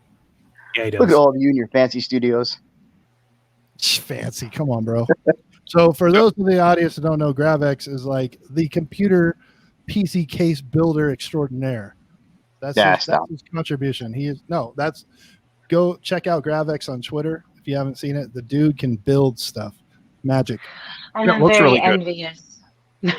He's always sending me pictures of his builds, and after I wipe the drool from my chin, then I respond because that's You guys ever notice that most PC builders, aside from some YouTubers, are pretty much veterans? I noticed that the other day. I was like, why are so many of us building computers? What's going on with that? I think it's the thing we do in our downtime back in the day. Like we pick it up. I noticed Yeah, there's not a Graphics lot. is There's that like just like no me. females that. There's like what, a couple females that actually do videos on PC building. I don't There's even know. There's a couple. there's There's a only a couple. couple, but other than that, I've been watching PC building and all that stuff for many, many years. It's the first year I've seen maybe a couple that I've actually found through the whole Well, get on that. YouTube. There you go. You got a new niche. Start building Hey, PCs. You got a niche. I'm not that Go. smart. There's I Hey, listen. Really? No, She no, was no. gonna do it. Anybody can I build a want PC. to. If you I'll can, probably right do now- like a whole bunch of fail videos, but you know. Right? You can't do worse than The Verge for starters. Second of all, PC building now is so modular. It's literally like buy these 12 things. Oh, man. Don't burn them out. Don't short them out. Install them and it will work automatically. Like it's so much easier than it was 20 years ago when I started. so It's plug and play for almost everything. Drivers automatic. Wait, Mike. Remember RDRAM with Dell? Dude, don't get me started with Dell. You had to buy the exact Dells are module great. I I from the use remember that. exact. Yeah, Dell's always been that way. Dell's like love Apple. Dell only likes Dell I stuff. help change it out, mod it. No. Apple know. likes Hynix though. Apple's okay. They're as Yeah. long as you use Hynix, they're fine. Well, I remember true. with Dell, whenever I wanted to fix Dell stuff, that it had to be Dell. It had to be Dell only kind of thing. You couldn't buy parts unless it was Dell. And I remember even then, that's how Apple is. Apple's getting a little bit better now, but for a long time, Apple only liked Apple stuff, Apple cords, Apple anything. Monster. So Yeah. it was. She's a monster. That's why I will never use an Apple iPhone ever, because I want a device that when I actually pay for it, it's my device and I can do what I want on it. Not what the I'm company not an lets you Apple do. person. I have one, but mostly because I wanted to be able to help people by actually having firsthand experience with it more, even though I can easily Google search and relay the message a lot the same way. But, you know, I have one, and my son really wanted me to have one, my oldest. And other than that, it barely gets touched. It gets used here and there. I'm an Android girl through and through. So. You know, I will tell you though, the only tablet I've ever really actually enjoyed using was the iPad. And I've had tons of Android tablets, but I mean, up until now, like I want the Tab S7 Plus from the new one. That looks really good, but everything before that is just like straight up sucked. Yeah, the only tablets I ever really enjoyed were the high-end Samsung ones. I posted a link to GravX's YouTube in the chat for anybody that wants to know. Just I would have done the same, but By the way, I'm not a mod here. Don't go. I have to ask a question. How is Apple Monster and Contractor POV mods and your co-hosts are not? I don't know. I had you How guys is as that a thing? I don't know why you're not. Fail, bro. What's up with that? I like You just want it so other people can shut me up in the chat. Who's up in the stream right now? There we go. There's a list. It won't easily let me just click and make you a mod either. Of course, now it's Hey, Grab. now it's going to be challenging. Grab, we get a lot of lurkers too. No one wants to admit I see. they want us. I see Gary. I see Gary lurking in the chat. Yes. So, He's one of the Mr. homies. Fold himself. Yes. I will say, Every day, every hour, a new Fold 2 leak. I keep looking at his post and I'm like, I'm not going to buy the Fold 2. 5 seconds later, look at the Fold 2. I'm like, son of a bitch. You can't do it. And No, if you I think you're can't. going to like skip it, someone's going to like link Gary's video or like, check this out. I hope that the Fold 2 gets this. And it's like, I didn't remember Gary even making this video. And now there's like some Fold thing that is, I really need this phone. Oh man, I hope the Fold 2 has this. And then Gary's like, I can't wait for the Fold 2. It's like, I just love tech. If I had the money, I'd probably get it all just so I could have it. that would solve the problem of you having that money too. It would disappear very, very fast. Yeah, You know, it would. who else has a Note 20 Ultra besides me? Roll call. Oh wait, I didn't open mine yet. Roll call. Chris has got one. Battery powered house. I'm getting it. He just don't got I'm it. getting it. Cool. So I wasn't going to get it because I wanted the Fold 2. And after having the 20, I'm like, yeah, this is going back. It's so. Yep. So what's your chief complaint? The battery sucks on it compared to the S20 Ultra. So here's my thing. Remember Do you back have in it the maxed day, out? of course, but still, I mean, I have 5G off because 5G here in Brooklyn is garbage. This is not a rookie note user either, so I'll say that. No, I was just curious if you had it maxed out because I heard other people who have it maxed out. The battery is really awful, and also it runs hot. I haven't really. I'm on my 20 Ultra right now, but I've been using this for my other SIM card, and I haven't really had a problem with it. I mean, getting hot, it's been pretty cool. Played some games on it, but the Note used to be like a pillar of like technological prowess for cell phones. Like the Note was like everything. It had the best CPU, best GPU, best battery, the S Pen, everything was like phenomenal. Now it's like a joke. It's like Samsung has lost their way, and it's. I mean, it's annoying. Mystic Bronze is cool and all, but like. It's not my thing. How are you gonna drop 500 milliamps? That's like a third of the battery. And drop I don't understand where they flipped everything. The buttons got flipped again. The S Pen got flipped. I don't understand any of that either. Like, why flip everything around, change it all up more? I think they did it to save money because I think they cannibalized the S20 like process line. So I watched the teardown of the Note 20 and then the S20 Ultra, the same thing. And a lot of the internals are almost identical. That's why they shifted the S Pen to the left side. Makes sense. Yeah, because after the Note 7, Production savings. to me, it got more downhill. The Note I 7 love was my great. Note 7.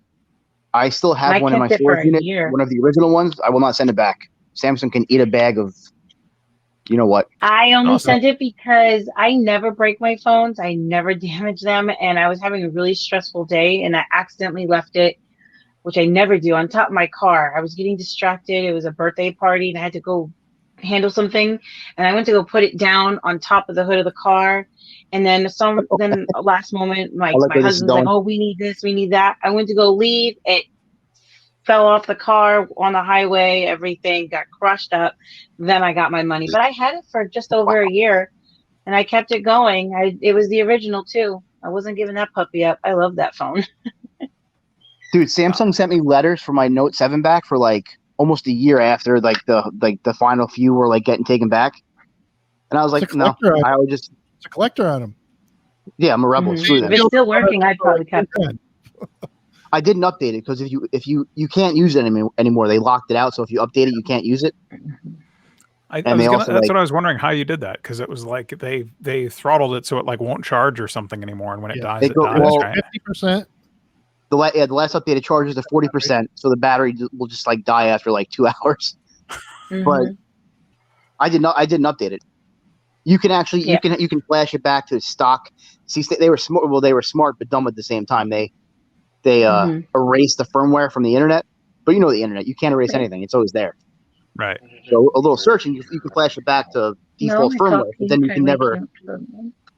Like it's blocked on the Google Store. It's I don't know. Samsung, they're turning into Apple, but I remember the thing I remember with the Note that makes it so notable, ironic, stupid, not even attempted a pun there, is when I used to fly a lot, and I remember like all the boarding announcements every time. Like, please ensure you've only, you got one carry-on bag, you got this, you got that. But I remember like boarding on Delta, and they're like, if you have a Note 7 device, you're not allowed to board the plane. I can't remember. They're like, stay the hell off our plane with your Note 7. It was like, holy crap! That was like that's part of that phone with the memes. Yeah, like, pull the S Pen, throw the phone. Yeah. It was yeah. I mean, that's basically I mean, it's a grenade. I'm not saying I can't guarantee. I have 14 days to bring it back. I'm going to run it through its paces for a week, and we'll see. But if not, I sold my Note 10 like 2 months ago in anticipation, so I wouldn't lose a ton of cash on it. Yeah. But I've missed it every day, and so far today, this one's awesome. But I've only had it a few hours. It reminds me a lot of the Note 10. Camera is better for sure. Yes. The front camera, like twice as good. It's closer to the Pixel than the Note 10 was. Check it out, right?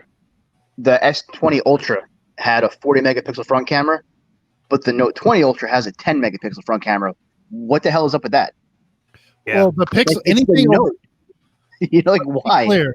But to be clear, so everybody watching knows, specs matter, but anything over 8 megapixels supports 4K. So, I mean, how much does it really matter? You know, would you rather have a better quality sensor or a higher megapixel sensor? Well, wasn't there problems with something the that ultra really got better. cameras? So maybe they didn't want to repeat that. The problem with the ultra that was the 108 megapixel main sensor. They still have that. It was, But they cut it to couldn't. 50 zoom instead of 100 and some other weird stuff. So Oh, what's funny to me is like the Samsung was very like, I would say shady on the S20 Ultra and how it had like the problems with the camera. Everyone knew there were problems except for what's that guy's name? That Samsung night, Derek. Dude, I watched that guy today get like lambasted by half the internet. It was great. It was like the best day ever. I was like, this is amazing. Everybody like, oh, that guy. This guy sucks. and then he's that bad. Samsung could take a shit on a plate. Jam And Wilt he'd be is like, the other oh, one. 24 karat gold. I mean, if you want to throw names I out, love Samsung, but I'm not I got hardcore. some better ones. No. I like my notes. I do like my S Pen. I don't use it constantly, but I miss it when I don't have it. Yeah. So, I use it enough to miss it. So I don't know. But like with the Ultra, the 20 Ultra, they're at the S20 Ultra rather. You know, oh, the camera's okay. We're gonna fix it with software, and like, oh, we fixed it with the Note. They added a laser focus module to fix the camera. Like, come on now. Like, what? Oh, we had no problems, but we're gonna add a whole new laser focus module on the camera. And then on the regular Note, we're gonna GIMP the camera back too. We're gonna reduce it all so that, and with no laser focus, but with a lesser camera in it, so that we don't have to run into those issues. what really irks me with Samsung the past couple of years, they also do this new thing now where they update. The new Note comes out, and after a couple months, they do an update, so all the past Samsung phones for the past couple of years get the same access to most of the features. And I'm just like, what the hell? They never did that before. What is the point of that? You're just telling people, oh, you spent all that money, haha, and smack you across the face. It's like, and that's my biggest complaint with, like, especially with them now. Like, when I opened the Note, I was like, I'm looking at the box.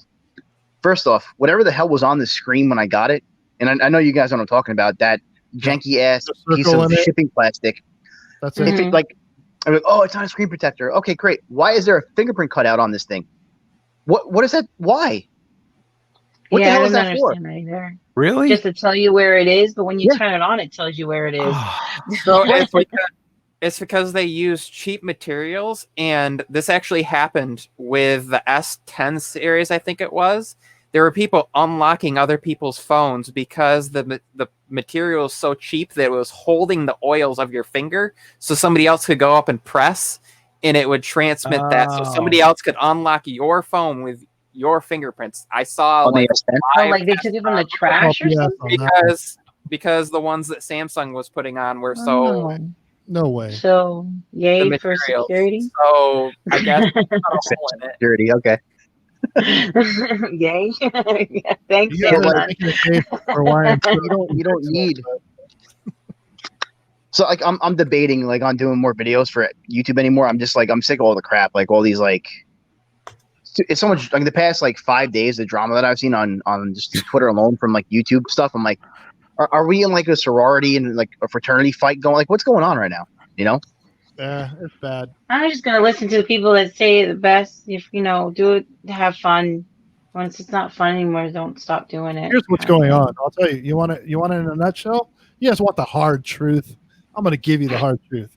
Start with the soft truth and work your way up. I'm drinking seltzers. So let's get to the hard truth. No, I'm just kidding. Here's what's going on. Everybody's at home. And a lot of people are out of money, and a lot of people are out of work, and some people are venturing into the YouTube realm that wouldn't have considered it before. YouTube itself is becoming super saturated, and I think corporately they're trying to decide, how do we balance social justice initiatives with advertising, with what's best for our company, while keeping views up, while we have this rapid influx of new creators. And you've seen it not so much this month, but the preceding months between March and June. You saw large creators complaining about view dropping and stuff like that, and pay dropping and shenanigans. I think we are in a moment of flux and adjustment. And by the time YouTube catches up with it and the people decide they don't want to do this anymore, that are just fly by night, that will be at the end of the year. So I think we're in for this for the next few months. And I think when people step on each other's toes on their normal circumstances, people are like, whatever, dude, I'm doing my thing. And I'm making my money. But people that this is their livelihood, it's having dramatic impact, whether even like the front page tech hack, whether it's a thing that happened with Scott, you know, whatever it is, people, they need to look out for their bottom line. Because Wait, that was the duplicate name? The like the stream was the same or something like that? Yeah, it's already done. Speaking. So it was Scott PG. It's technically speaking. So Jacqueline MBT, Nothing But Tech, she had like a podcast that she's had for a few months, and back then Scott made a comment like, oh, this is interesting, because she called her podcast Technically Speaking. And then they decided, hey, he kind of let it go because they weren't on YouTube. Well, then they launched on YouTube, and I never to this day never saw a thing publicly from Scott. But then there was like this, you know, crew battle that went on between, and Jacqueline's cool with all like the mega creators. So like if you go against Jacqueline, you got to fight like Jonathan Morrison and MKBH. You got to like fight millions. Have you ever looked the name up? There's several people who have the same name. Dude, there's probably like 5 Tech702s. They just haven't used it in 10 years. So like that's a consideration. So mistakes can be made, but when these people make mistakes on that level, you're talking about messing with 6 figures. And so it's understandable when people get upset. Like I do this, I spend a crap load of money just to be an idiot on the internet and have people pay attention to me. That's how I feed my right, but like for some, I don't know. That's their actual livelihood, and you get why they get pissed off or why it would be drama. And that's the end of it. But some people weren't adults about it. That was the problem. Some people were respectful. Some people weren't. Wait, people not being respectful on the internet? No, that's not true. But I'm the drama. It was some the minions. People took it too far. The minions were fighting. Like the mid-level channel people were fighting for both sides, when the main channel people were just like doing whatever behind closed doors, right? Like Jacqueline handled it very classy. She ended up changing it, and it's all good. But they never were getting crazy about it. The people with like 2,000 to 20,000 subs were getting crazy about it and fighting it out on Twitter. That's what the funny part was about it to me. Yeah. They have they have no money, or like no, I guess you could put it like no dough in the game. And there's no horse in the race. Yeah. No horse in the race, but they're fighting over it because it doesn't, in the end, what does it matter to them which side does what and who does? It's the same people. If you look, it's the same people that say, I'm switching to the Note 20 Ultra. The clickbait. When the iPhone comes out, I'm switching to the iPhone 11 Pro Max. I'm done. My favorite are the truth videos. The truth about the Note 20 Ultra. Yeah. The whole truth with the red circle. Don't buy the Note 20 Ultra till you watch this. 24 months with the iPhone 10. Come on, really? I'm going to do a video, 24 years with the Galaxy S1. I think you should. Hashtag. I might do another. I might do another message to Samsung one. Samsung hates me. They absolutely hate me.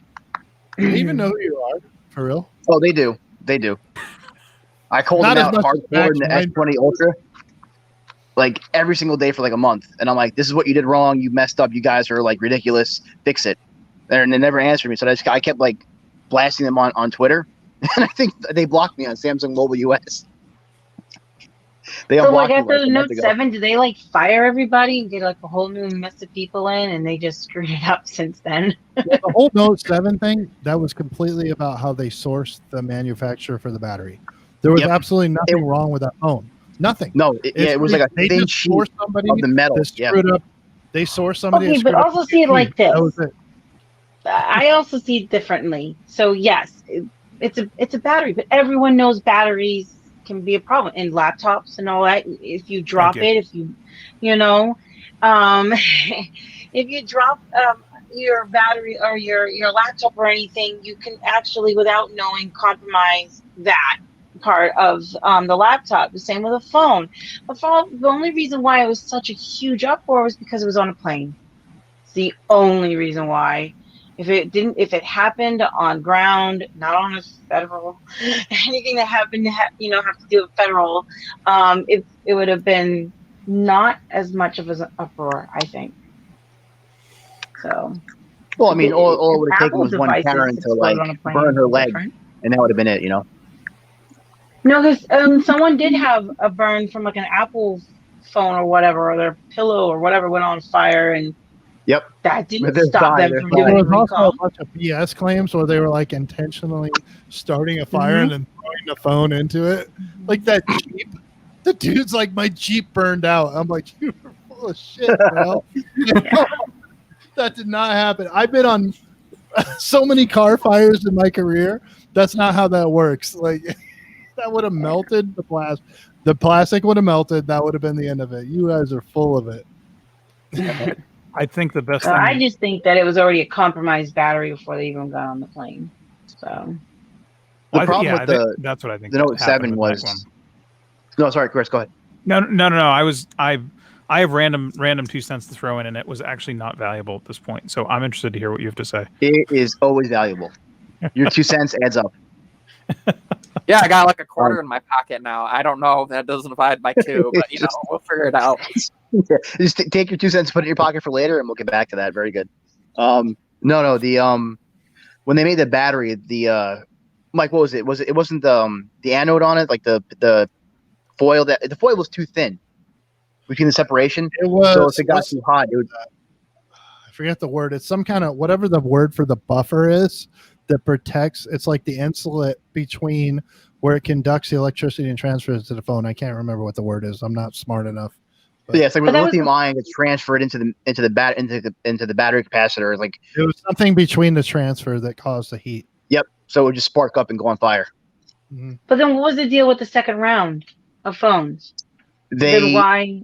Used the it was a different quick fix. material. It was Right, but they still after the second round said, okay, we got to recall all of them. Because when the phone it was designed around the battery. Remember, they had a big ass battery for the first time in the Note, so they like. I don't understand how they actually missed this because these phones aren't just made every year. Like they're designed years in advance, and then they go through tiers of them. But somehow Samsung missed it. I think it was luck of the draw. it's unfortunate. There's always going to be a few out there that's not. my Back thought then on that though. No, I was just going to say back then it was rare to have a battery over 3K, and I believe this was the first flagship with a 3,500 milliamp battery for the 7. I don't think anybody else had even gone over 3, and they went from I think it was 29 something was previous, and they went straight to 3,500. So it was like a crazy 15% or whatever gain. Yeah, unless you're like me and you get the lemon battery for your Note 4 before the Note 7. You know what was all so I had a 7,000 with my S3. all of the manufacturers, this is their thinking. They're thinking if we put the battery in the phone and we seal it, it does 2 things. One, it enables them to consolidate space because they can make it tighter. They can permanently place it. They don't have to make moves for clips to undo it and case to affix the rear of the device. But then the second thing is because they're thinking profitability, right? They're thinking, how do we save space, save money? You can't replace it anymore. And then if the battery goes bad, you got to go through us to get service, right? Or we can void your warranty if you don't go through us, which takes us off the hook for a lot of devices. I think they need to do away with that. They need to go back to a replaceable battery and just sell the shit out of batteries and back cases for phones. I think that You know what should make it come back? They're not going Modular phones. Modular phones should start Droid, back. whatever. There was a Motorola Droid something where you could. No. I mean legit modular phones. Like you can buy like a base piece. The concept ones that they were doing where you could swap Yeah, out the like cameras and all that stuff. Project Era. Yeah, there you go. Yeah, like I just The maybe problem today is- I'll put a bigger battery and use a bigger camera lens and get rid of like my GPU and whatever else, and boom, you're done. Like you just unplug it and plug it back in. The problem is the general public will get general public struggles with iPhones sometimes, and that's just I'm just like, Mike Oh, struggles with the iPhone sometimes. does it get? Well, I'm just saying regular use. I struggle with iPhone because if I have a problem, I can't troubleshoot it. It's like go to the Apple Store, plug it into iTunes, connect the Wi-Fi and charge it. Like, bro, just tell if I have a problem, let me fix the damn thing. I don't want to plug it in. I don't want to connect it to the Wi-Fi. I don't want to take it to the damn store. I want to fix my damn phone myself right now. I do everything, and then I tell them everything I Annoying. did. I already did this, this, this, and this, and this. Now what? That's my biggest That's what I that's my do. biggest gripe. My biggest gripe against iPhone is that when it goes to shit, you got to plug it in, take it somewhere, do something instead of just reflashing something, reloading something.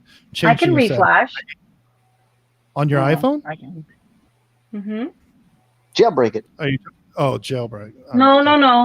you- You can put stock firmware back on. I know how to do all that. I've been doing that for years.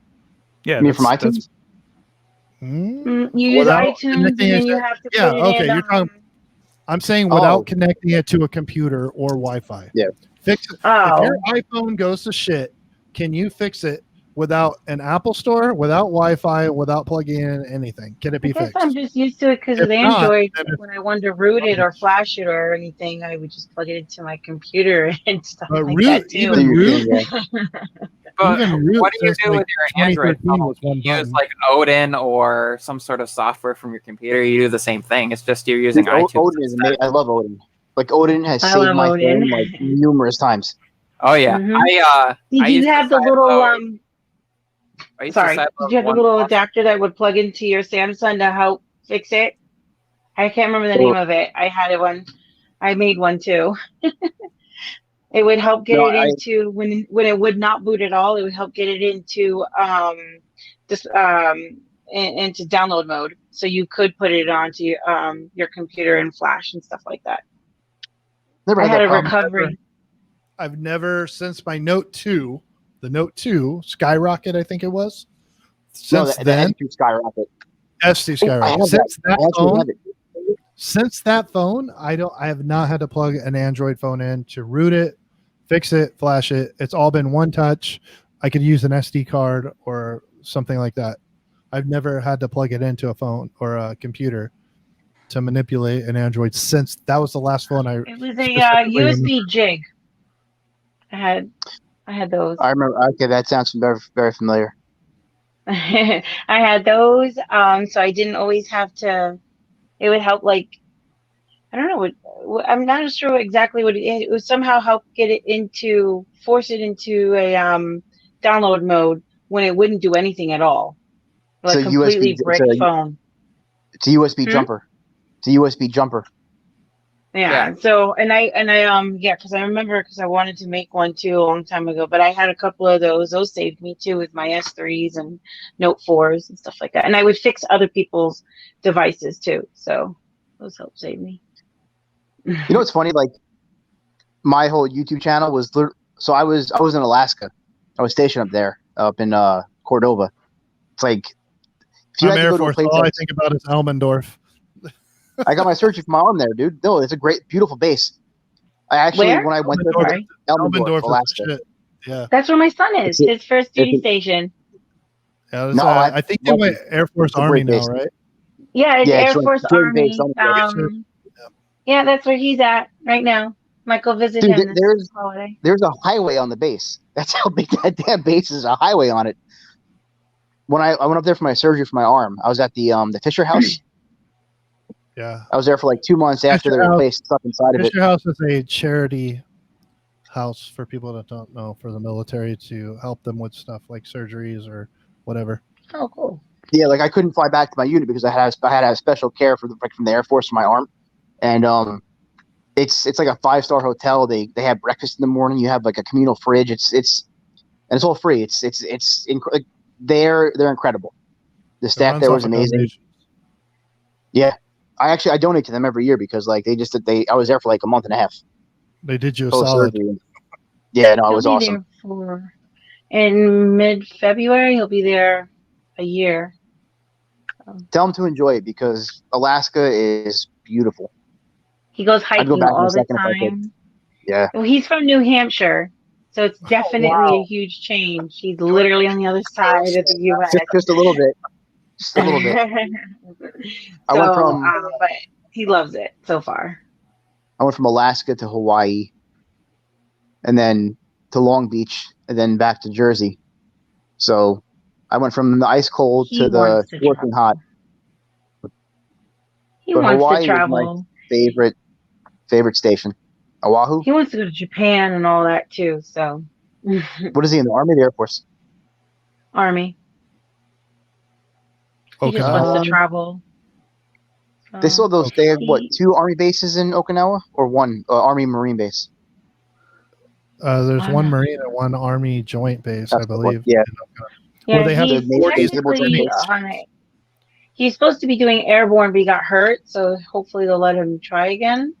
But that's why he's on an airborne base, because Did he hurt- technically Yeah. Did he hurt his spine?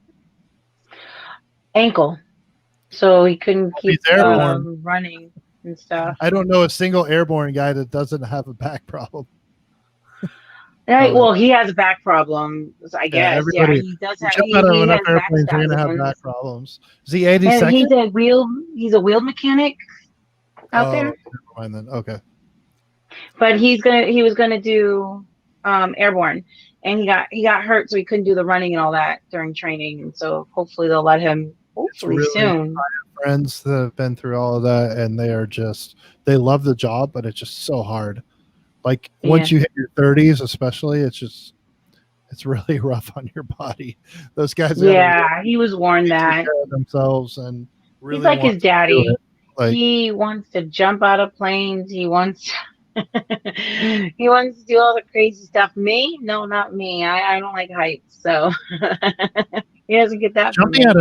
I'll say that jumping out of an airplane and skydiving is easier and less stressful than being at the top of like the Empire State Building for me, because you have control. You have control of the situation. So, what's up, Pepper? You're being quiet. Sorry. We push you out? No. My cousin is in the Air Force, but he's a mechanic, and he's been all over the place. Right now, he's fortunate enough they're back in the States, but he's been all over. They were in Hawaii for a little bit. And, do you know what he wheeled works mechanic too? Like vehicles or aircraft? Aircraft. Okay. Oh, okay. My husband was an aircraft mechanic in the Air Force. He just got awarded. I can't think of what their one of their top awards that only they pick 2 of them every year. So, and I can't think of what it is. It's named after some guy. Everything's named after a guy. But that doesn't air it. That's the military for you. It was pretty cool though. Because there's been people that have been there for years, and he was just kind of shocked. Like, man, wait a minute, I've been here for 3 years, and there's people that have been in there since they're 18 years old. You must have it's funny, my son. Packages. My son's only been there for not even a year, and he's got a Snapchat, and he already has he's been sending us videos, but he did a video. There was a bear in the front seat of one of the big rigs that he's supposed to be working on pace and stuff like that. So they're trying to get the bear out, and they took a video of it, and they have it on Snapchat. It's funny. That's cool. One of my loves it. One of my instructors got to go they do a bid essentially, and they pull tickets, and one person every year as a photographer gets to go to Alaska and do where they get to go down this road, and they're the only one out in the area and photograph the scene, and they're there for a week and everything, and you're the only one there, and he's won the last 3 years in a row, and it's been cool to see, because see all the bears and them catching fish with their hands and things like that. I was like, man, I would love to do that, but expensive, because you got to put $7,000 down as your, and if you don't win, I guess you get it back, but still, can't imagine. So let's get back into tech a little bit. I want to know your guys. Where's battery power? Where'd he go? He had to go say goodbye to his wife. Let's talk about. I said goodnight to my husband. If you guys wouldn't mind. So everybody here is familiar with the 4A. Oh, he brought it back. Nice. Yeah, I have that. The S2. S2 Skyrocket. That's it. That was the I have an first, old S3 Yeah. somewhere. that was my very first Android phone, actual Android phone branded that I owned. I but still was- have Yeah, that this HTC guy. though. Yep, I had it with AT&T at that time. What do you guys think about as far as the Pixel 5 versus what the 4A is already offering? Is it worth? Let's assume it's going to be $700, which is still cheaper than flagship, right? Is Yeah. it worth the jump just to go back to a telephoto lens and the 5G versus the 4A 5G? No. And why I say that because think about it, like 5G right now is really basically non-existent. Like real No, it sucks. 5G. Yeah. You know, and even if you do have it, like Michael Fisher, Mr. Mobile, did a video on that. And like when you walk, I mean, you know, millimeter wave bandwidth is the same thing. It's like when you walk through a wall or like you walk around a wall, the wall's going to block the 5G signal. So that's why you have to have all these. Yeah, you have to have all these antennas everywhere and base stations because it's like it's almost like line of sight signal. You know, It is. Oh, it literally is. Yeah. It's kind of like radiation. You know, how there's Alpha, Bravo, and all that. So basically, Yep. It's like the piece of paper. Mike's like Alpha, Bravo, what? No, I start talking to you because FPCon. no, we know stuff that's not normal for not normal people. But then I'm like, wait, I'm going to totally lose the crowd on this. So basically, in radiation, there's like alpha. You could stop alpha radiation with a piece of paper. Yeah. It's literally that. Unless you ingest alpha radiation, you're not going to suffer consequences from it. So Nope. with 5G, it's something similar. It's like it only takes a barrier a few inches to stop that signal. It's because there's wavelengths attached to it. Yeah, like if you have a And 5G base station in your house, you'll have great speed.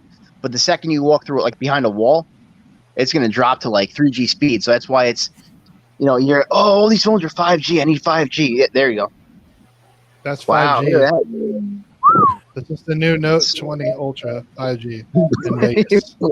So Not joking. Like you're seeing it. Turned it off Wi-Fi. I will say not the 5G as much as if they're jumping to use the 765G processor, I will say that the 730 jump to that one because from what I've used with like my LG Velvet using that processor and the few little complaints that people have with image processing and things like that on the 4A, that should help on the 5 and the bump up in the speeds of like the image handling and the AI and the computational photography stuff. That's what I'm more excited about, not the 5G part of it. So if they could just use the 765, I would go for it. But I think that Qualcomm basically said, you know what, we're not making the regular model anymore. We're only going to make the 5G version of it. And that kind of stuff. Do any of you live out rural? Do any of you live rural? 4G, Because I live out in the 5G. middle of nowhere. The closest highway is like 10 miles away and population you of 2,500 people. have you been there for a long time? Because when 4G came out in LTE, I'm like the last to get it. Is So I'm that 1 thinking megabyte? 5G is going to be forever for me anyway. Yeah, I'm the last to get it. Look at It's this. going to take... Okay, so here's the weird thing, though. So most carriers around here for the longest time, you could only get Verizon. And they had the strongest, best signal. Now it's flipped. Now they have the lowest speeds and like the worst signal, and AT&T is Is that a dial-up? like the best, and then What is T-Mobile's underneath that. But Oh what's my God. weird That's 5G. is T-Mobile has said, like, in the last year they've improved signal here, but now they're working on 5G over LTE. It's weird to see these companies do that. They're expanding and they're saying, well, we're just going to skip LTE and we're going to, as we expand, we're going to go right to 5G. But that doesn't do any good. So here's the thing with the higher frequency modulations, right? They're great at giving you that extra. Like, look, you're getting Mike's got like dial-up speeds there.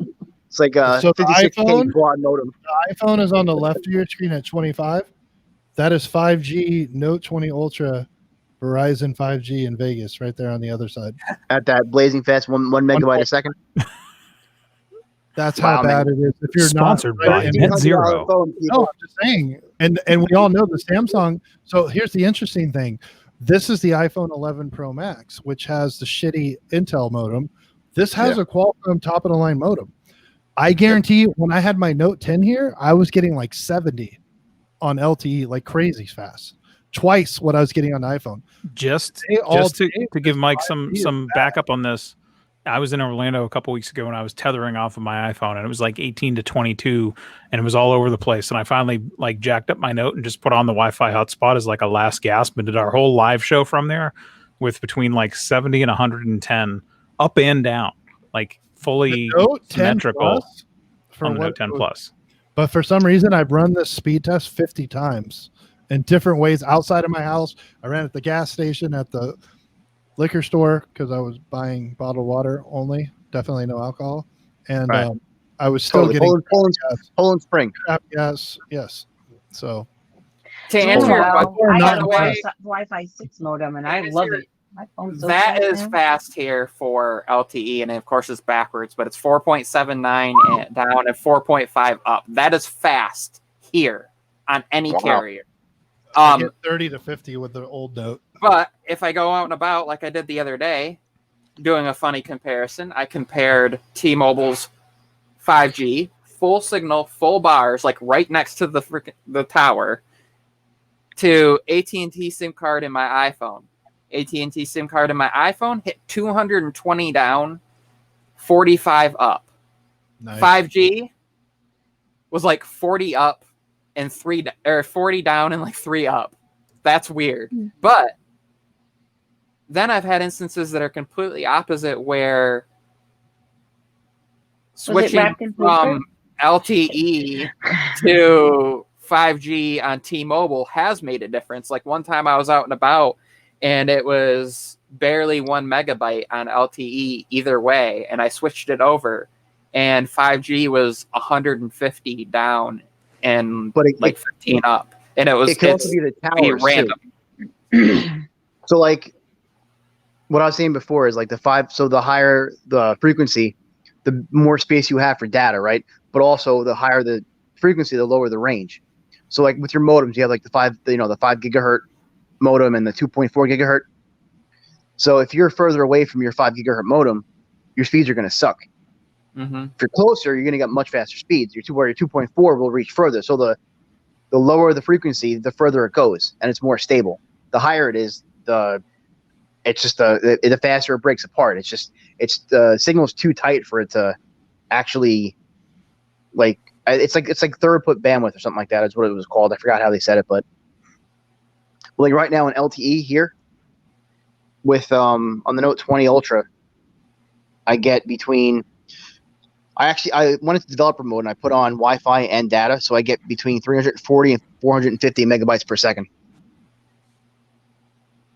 So well, the other thing with 5G that I've noticed with that, and I'm pretty sure that this is what's happening with that, is that by switching over from the LTE to 5G in the areas where it does go faster is because nobody else has that there. So everybody's on the LTE, and I move over to the 5G, and it's faster. But in areas that are more bogged down, it's the opposite way because everybody has both, and 5G isn't developed enough in that area with enough nodes and things like that around and enough towers. Well, I feel like in the chat, right, RFK Tech says no carrier has 5G yet except Verizon. Millimeter wave is the closest to it. And he's true. A lot of these companies don't have true 5G. They don't have the infrastructure for it, because to have true 5G, you have to have, what was it, every 50 feet you have to have a tower mic? Is that what it was? 75, yeah. Like, you're like the infrastructure for that alone, like the money that if you have buildings, if there's buildings, there has to be something every 75 feet, unless it's line of sight. Yeah, like that's insane. Line of like, sight the amount of money. It can go like 1,000 feet without it, but if there's buildings and like we're talking about barriers, there literally has to be. So if you're in a shopping mall, they'd have to have something inside the damn mall, not even outside. all over work. the place. Yes. And it's like, I think it was before Sprint got bought by T-Mobile or merged or whatever they did. They were working on like a nationwide Wi-Fi network, essentially, in lieu of network connections, like no LTE, nothing, just Wi-Fi. And rest in peace, Sprint. But that was a good idea. It was worked just when I got out of the military. They were good to me. They had that in Chicago for a little bit, and they used repeaters in some of the taxi cabs that looked like the size of a sugar cube that could repeat the signal. And the main thing was about the size of a Rubik's cube, and they could put it on the side of a building, and it would cover about a 10 square mile area. And then the idea would be in a small town like where I live, you could put one of those on one house, and then each house could just have the smaller ones, and it would repeat it and create, but it just uses Wi-Fi, so your laptops, everything could connect. Well, their master plan was to have everyone on their network use that. I guess they call it like a hybrid Wi-Fi. And as you're using it, your phone's also retransmitting that data packet to other phones. So it's like a giant piggyback network. It was a good idea, but it was, it would never have worked. There's a company that's done that, that's doing that now, and I can't think of what it's called, where essentially their thing is the more you allow it to repeat, and the more people in an area that allow that, they give credit to your bill and bring it down. Where my aunt and uncle are, they're missionaries, and they actually use something very similar. So they set up towers that have no internet connection, but the devices can all connect to each other because you're out in the middle of Africa. But how those work is your device will repeat to another person's. So if you have people going down the... Oh my God. I wish I got a credit from Xfinity for letting my modem be a hotspot. So I got to tell you guys something. I ran those. So I bought that phone. I added a line to buy that phone. It's going to be my business line. Here's the funny part. It was not 5G. 5G is not enabled on my 5G phone. Here's the funny part. The Note did not have, they didn't, for whatever reason, put 5G on it. So I just went into my Verizon app, tried to add 5G. It says screw off, not working. However, it will let me add 5G to my iPhone right now. What? But the SIM in my iPhone will run 5G, but the actual 5G phone I have will not. So let's disregard those numbers I showed earlier, even though it's still, for whatever weird reason, less. But I don't get what the hell's going on. That's so I'm weird. never going to be able to really test 5G, but I do like my Wi-Fi 6 modem. That's the newest thing I've gotten. That thing is amazing. Wi-Fi 6 is great, but I would still never game on it. Yeah. Why not? Hardwire away, man. Not for money. Not for money. Oh, yeah. Sorry. Yeah. My son knows that. I have him hooked up. Got all of them hooked up hardwired. So. Yeah, my computer will always be plugged into the internet through my firewall. I would not be here right now if I was not somehow hardwired. Chris, you guys you know would that. not be here right now. I'm using Wi-Fi. That fateful mistake. If your mom didn't have that third mojito, there would be no Michael Pepper. That's probably fairly accurate, funny enough. I mean, I got some Fireball, but I'm fixed. I ain't having any more kids. Oh, no Fireball for me, please. No, hard pass. I do have to I say, have other reminds stuff me of the military too much. I did have Wi-Fi 6 set up here for a while, and I don't at the moment. I do have another system coming in, but my Wi-Fi 6, like my latency at home is like 2-3 milliseconds, and on wired, and on the Wi-Fi was like 2-3. Highest was 3. It was mostly like 1 or 2. And throughput was almost the same thing as wired for me.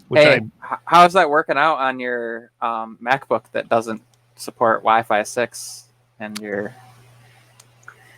I don't know. It was. I mean, I was still getting like 800 and 900 download speeds. I have gigs, so. And I didn't know the Note 10 Plus was the first phone to have Wi-Fi 6. Wi-Fi 6. Yeah, the first Samsung is always the first Regardless- officially labeled as that. Regardless of what you Like- hate or love device-wise, Sammy is always first, pretty much predominantly first with all hardware advances. Always. Absolutely. Every time. And then Apple shows what it's like when you do it right. Every time.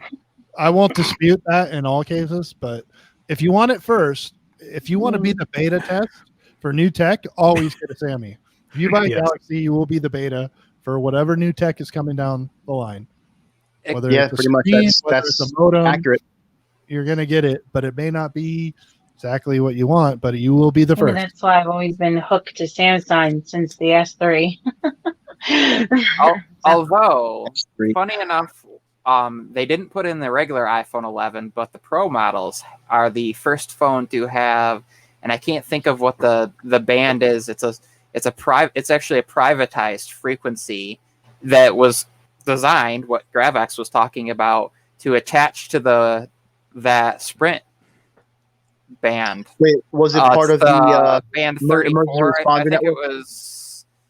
What was it called? It's a 4-letter. I can't think of the acronym, but I think it was also attached to. I want to say it was like band 34 or something like that, and it was So the private, and it was the B.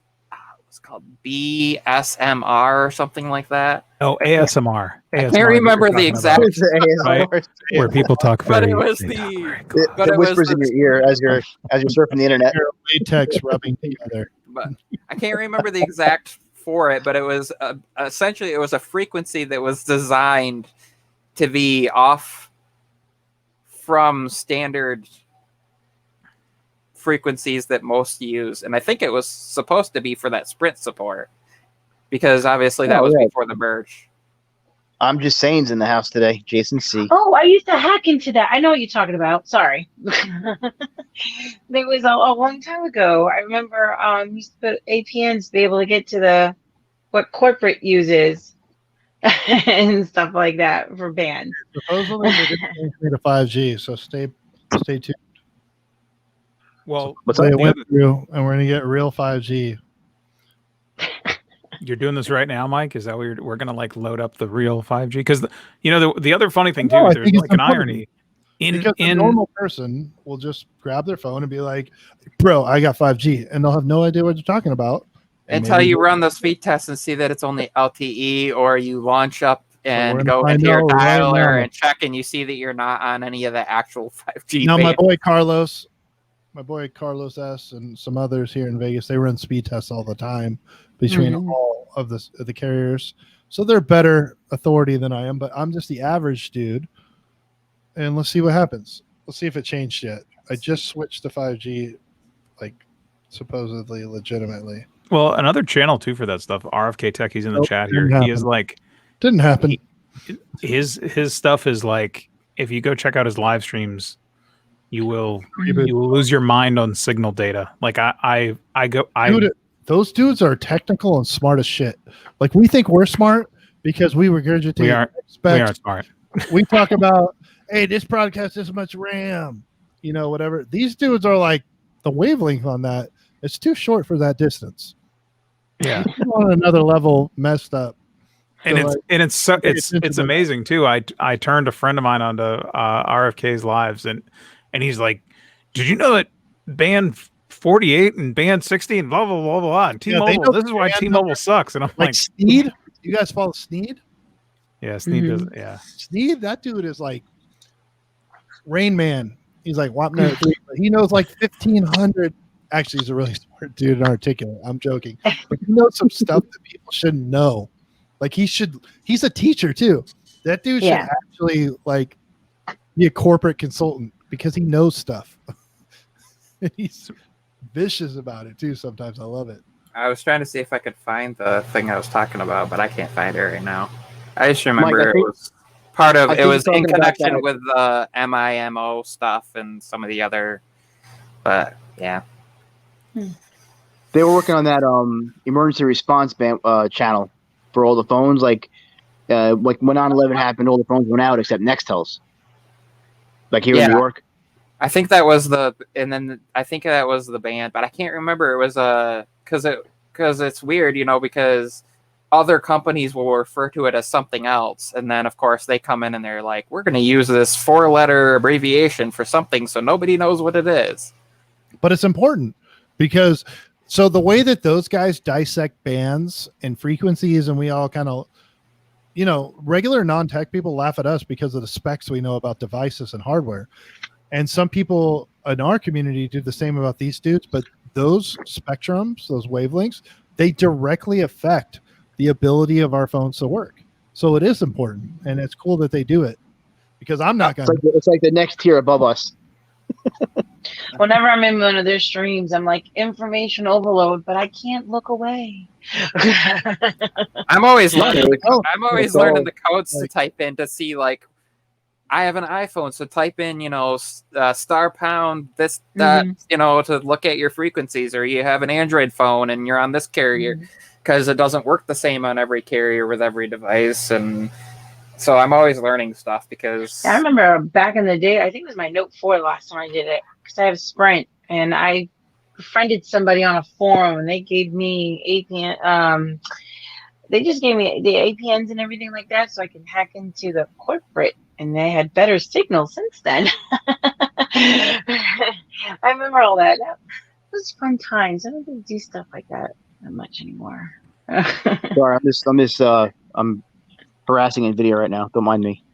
I'm Yeah, trying there's still no 5G here.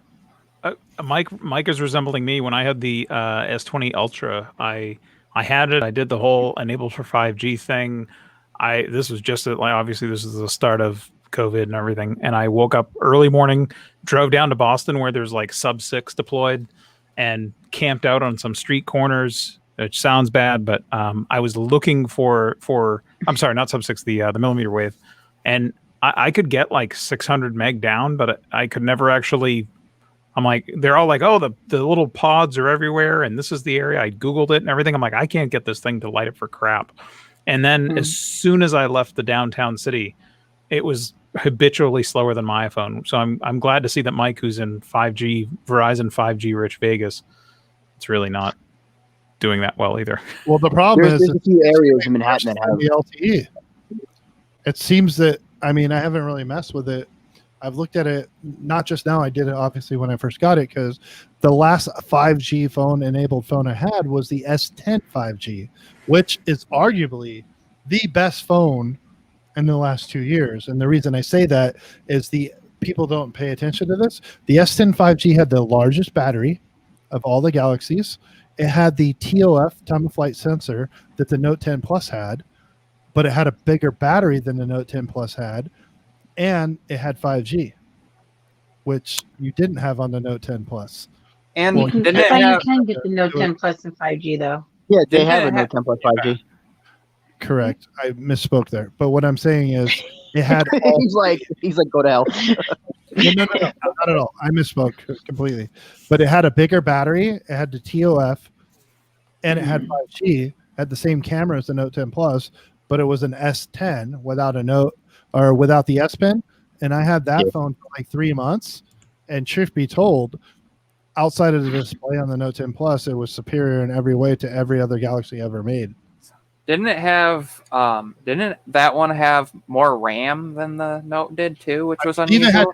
I believe it had 8 and the Note 10 Plus came with 12. I could be wrong, but I believe that was. I was going to say, I think the 5G did have more RAM. So, yeah. But in any case, the 5G models did have more. And I never saw a review on it, never saw anybody give a crap.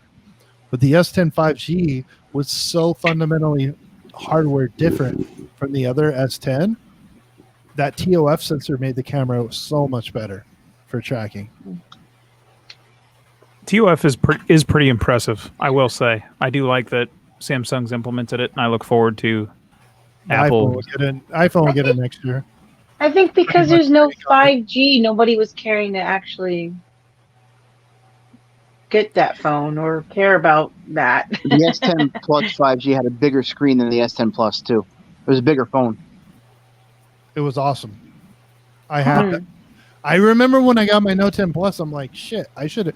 If it wasn't for the S Pen, the S10 5G was superior to the Note 10. Interesting. So the Note 10 Plus 5G and the S10 5G were the same weight, but the Note was 0.1 inches larger screen. And what else here? Well, it's probably because it's more And that's squared. The But look at Note's the more battery. squared, and Look at then the battery. the S line is rounded more. That's probably why. But yeah, you had that extra time of flight sensor. What else? Oh, headphone jack. And a headphone jack. That was the other thing. Had a headphone jack with And 5G, with a- TOF. A 200 milliamp hour larger battery. Yes. The only real thing the only thing that the Note had an advantage of was that it came with a faster wireless charger and could get up to 45 watt charging. Wait. Have you guys seen the new Xiaomi Mi 10 Ultra? No, I'm not. I live in I- America. I have. It's crazy. I live in the United 120 watt States. fast charger. Why 120 not watt. 600? Why not 600? Is that running Qualcomm inside, 500, or please. what's it running? Yeah, was it Quick Charge 6.0 or something like that? Some weird. Yeah, I think Black yeah, and tan. QC5 I think is the new one that they've got that supports dual charge, and so it takes two actual chargers, right? It's two 60-watt Yeah. chargers. Yeah, it's got 55 watt wireless charging, which is ridiculous. It's faster than the Note the S10 Plus or Note 10 Plus. So That it'll kind of actually works better for me at this so you point. can I'd like fast to- charge the phone or microwave your dinner on the back of it. You flip it over and have like two-way Yep. wireless charging, I guess. Holy shit. Yeah, That's charge your phone insane. and make some macaroni and cheese at the same time. Yeah, basically. Wow. But yeah, I mean, just you can fully charge your battery in like 30 minutes. That's imagine that. insane. Like I thought, like the Note- Note 10 Plus and with the 40 watt charging. 45 watt. Oh, this is great. An hour flat it's charged. You know what's weird though? These phones with the fast charger charge faster when they're on than when they're off. Explain that to me. What do you mean? So if you were to turn your Note 10 like the Ultra off and charge it with the 45 watt charger, it would take an hour and 16 minutes to fully charge it. If your phone is actually on when you charge it, it takes an hour flat. Huh. Oh yeah, when you're Does it expending. do that with the Note 10 as well? The Note 10 Plus, Note 10 Plus, the Yeah. S20 Ultra, and the Note 20 Ultra. All I the mean, I same guess I thing. always Turn my charge it while phone it's off with on. charge. Yeah, I've never done it the other way. What's that?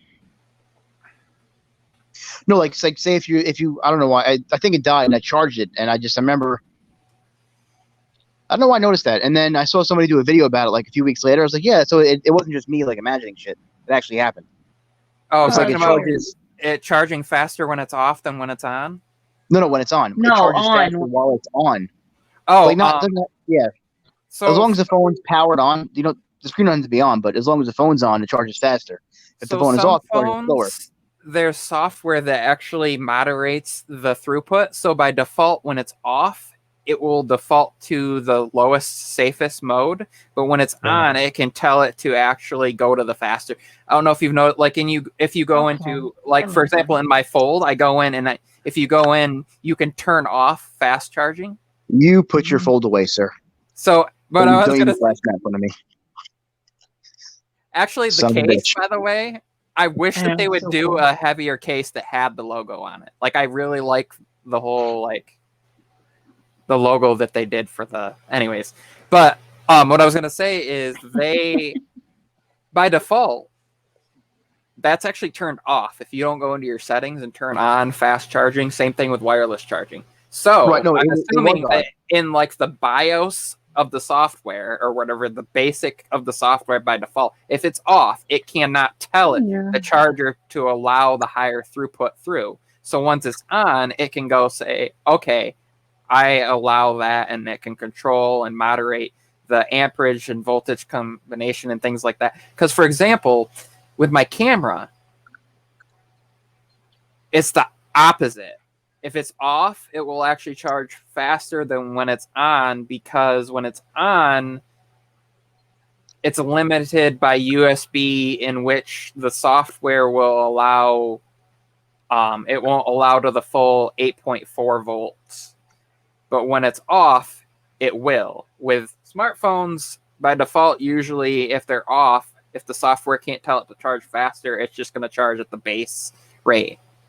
Same thing with if you throw that thing on a Qi charger, even if it's a faster one, if it's not theirs, it usually won't work because the software can't say to it, hand off, communicate, we authorize for this. That's what I thought, but it says super fast charging on both. So when the phone is completely off, it'll pop up super fast charging, and then the same thing while it's plugged in, while it's on. So I don't know if it's just like a safety thing or not. I don't know. It's weird. It's only like it's a 16-minute difference. I've had that happen with two different chargers that are two different like using a 25 watt charger and using a 40 watt. They'll say the exact same thing.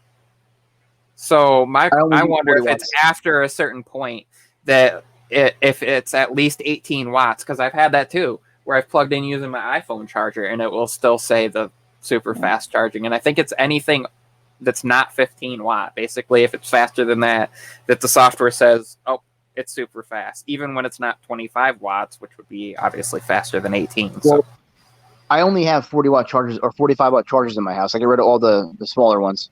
So because I like to burn my batteries out, because I'm getting back to Samsung in a year, so they can go. I'm just gonna guess it's a software thing. So because that would make sense. It's just weird. I mean, it's not like a big deal. It's 16 minutes, but it's not really that big of a deal. But it was just something I noticed. I was like, okay. I don't know. I had a phone. I just was gonna turn on at the beginning of this my Mate 30 Pro to check something, and it's literally dead, even though it had like 80% charge, and I turned it off. So that's fun. Tech for Your Needs said fast charging doesn't degrade the battery life span of a phone. It does because it creates something called dendrites. When the lithium dendritic growth. Yeah. So when you fast, what happens is it pretty much clogs up your battery cell. So they're looking into, actually Samsung's pretty close to making it's called a solid state battery. So all these batteries have they have liquid polymer inside. Lithium ion is their polymer. So if you fast charge it when it's too fast, it'll grow dendrites in the actual lithium solution. So as you fast charge it, the heat creates more of them. So that's why your battery life degrades. So the more of the dendrites in there, the less your capacity is overall. Because you had that dynamic. It's not dynamic. Well, you have the lithium polymer there. It's almost like a liquid. So the dendrites don't provide the what is it? I can't remember the name now. They can't. They're inert ingredients basically at that point inside of the cell. Right. Yeah. So you're killing it. Yeah. So fast charging destroys your battery. But like I said, that's Samsung's problem, not mine. This is going back to them in a year anyway. Well, this is going back in 12 days. Speaking of going back, I was opening the door for Mike to. I gotta take off. I feel like an ass because it's like my show, but my son's having an issue right now. So it's all good, man. We kept you here for hours. Usually we're shorter. Way too. It's been insane. Anyways, Gravix, I appreciate you. TLM, I appreciate you. Chad, I appreciate you.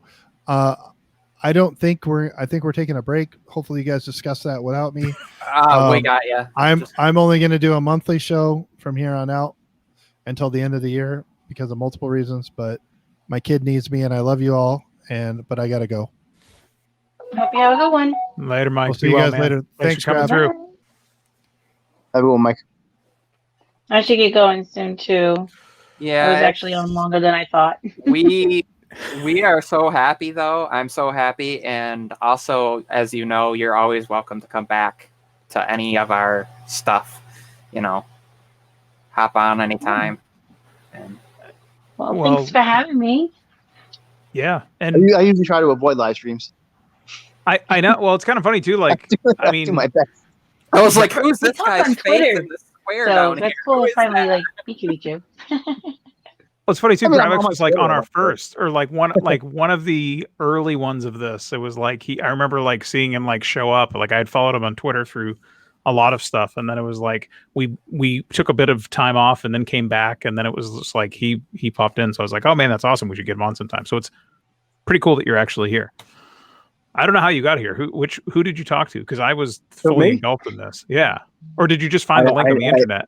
Just randomly guessed. I just magically came across this page somehow. I messaged him. No, just kidding. That's good. That's good. Stringers are good. Just keep feeding it out to other people. Hey, come on, join.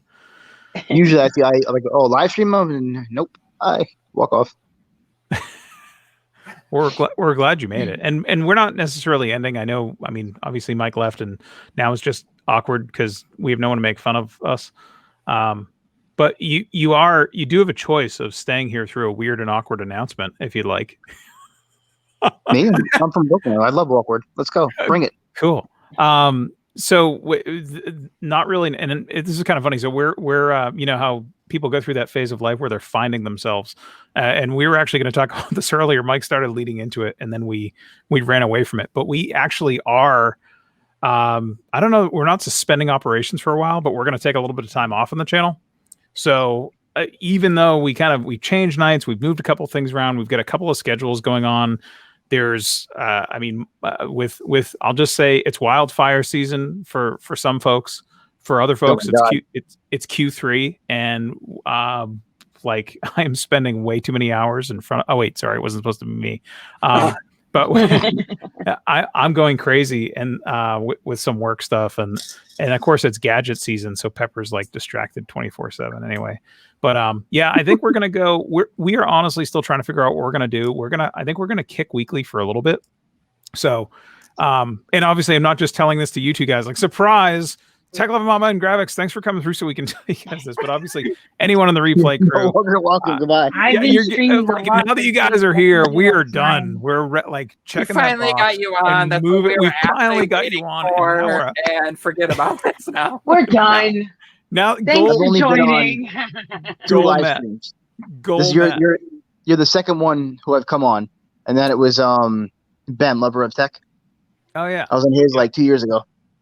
Well, I'm super glad we got you, and that's the other thing too. It's like now we're kind of like ending on a high note. Not that we're ending, but we're I will be doing, and I kind of announced this last night. I will be doing a kind of open season free for all on my Thursday thing once a month to kind of allow anybody who wants to hop on. Literally, like I had 2 people that showed up because they just said, "Hey, send me a link," so I did, and that could be dangerous. But I at least knew who they were somewhat. It wasn't just some random person, like, not having interacted with them. So that's what you say. Doing. And say that. Of course, we will be around doing our normal things. I always do something on Thursdays. Chris, I don't know. He's been figuring out what he's going to do. And it's just one of those, like, it's chaotic right now for everybody. So we decided... I think it's best that we focus on our individual things and that we make this kind of more of a special event, I guess, is sort of the way. I mean, I think tonight was pretty special too. And I think what you're going to see from us is, you know, and this is actually really a shout out to either of you or obviously, you know, the folks watching. Like, I think we're going to do some pop-up stuff here and there. I love to use the term pop-up, I guess, because it means like completely unscheduled and random, kind of almost what like tonight was. So I think you'll still see us around. We're just not going to have the normal schedule that we had. And I think we're going to probably, right now it's looking like probably like the next month or so, we're not going to have a free time slot that kind of works real well for all of the regular normal hosts of Tech Circus. So, but we will be back. We will be back for sure. But we certainly like ended this one on a high note too, which is even super cool. I do my best to kind of like lurk in the background and be like, you know, the fuck is Gravix? Who the hell is where? Who? What? You know? Like, oh yeah, that dome glass guy, right? The screen protector guy. Like, you know, I can't even tell you how many times I was gonna like DM you and be like, do you have a hook up there? Because like I keep meaning to buy their stuff, and it's like always like every time I go to buy it, it goes from like $50 to $70, and I'm like, I'm not paying $70 for a freaking screen protector. And then, so you know what's funny about that? Like when I first did my channel, I had the S6 Edge, and for like the curved screens, you can't like get anything decent. because they all suck. They're all like that edge crap, and they pop off. You have to like squeeze your finger on the screen to type anything. So I remember those. One of the original guys that I actually talked to, Enan over at Jordan Mania. I don't know where the hell he like disappeared. He lurks from time. He's more elusive than I am. He's like the unicorn that like you see him once and you're like, did I imagine that? Is he really there? But his videos are always awesome, and he actually got me onto Dome Glass a while back, and then I did one video for them, and they're like, oh hey, can you do more videos for us? We liked it, it was really. And I researched the glass, the makeup of it, like the UV viscosity, all this stuff, and all my videos were like super in depth, and it's like, have to like, this is just glass, dude. You're going way too in depth. I'm like, shut up. That's my video. It's funny though. Like your stuff with them is you're actually, I can't remember. I think I was searching for like best screen protectors for Node or something. I don't know. And I found your video on it, and I had seen like, so I read about the product, and I was pretty much, and I mean, I will say this, you can go back and sound clip this or whatever out of the stream and use it. You have my full permission to do this, obviously, especially because it's public domain. But I was like, this product is a sham. Like there's some UV light, there's this crap. Like I'm not doing this. And then I found your video where you actually did it. And I'm like, oh, this dude's actually legit. I follow him on Twitter, and he's doing like, I followed you. I think I followed you on Twitter before I saw the video. And then I was like, oh, this is, oh man, this thing's like amazing. I gotta try one of these. And then finally, but then I kept, it's like literally that moment, it was like they were like $50, and then it was like $70. And I'm like, what is this? So I did finally find them. They bounced back down. Begging them for years to lower the price. Yeah, it's nuts. So and I'm like, so hold on a second. I've been telling. So I like the rinky wings. I like the film type, just the skin type. I get no money from them. No, I don't do sponsored crap. YouTube's not my job, so I don't really care. Yeah. This thing right here, I just got this a couple days ago, right? What is that? So I know somebody who works at the factory where Whitestone gets their stuff made. So a long time ago, I made a video for like the Galaxy. I went over like 90,000 screen protectors. It's like this crazy like mega video of like every glass protector you can imagine for the S8 Plus. And I met a couple people from Shenzhen, China, and one of them is a manager at a glass foundry. And he's like, oh, hey, we have these new products we're working on. It's UV glass and this and that. I was like, sounds like Whitestone. He goes, oh, yeah, we make it. We make their stuff. Because there's all sorts of different types of tempered glass. Oh, but it's not even tempered. It's just it's just a chemical, right?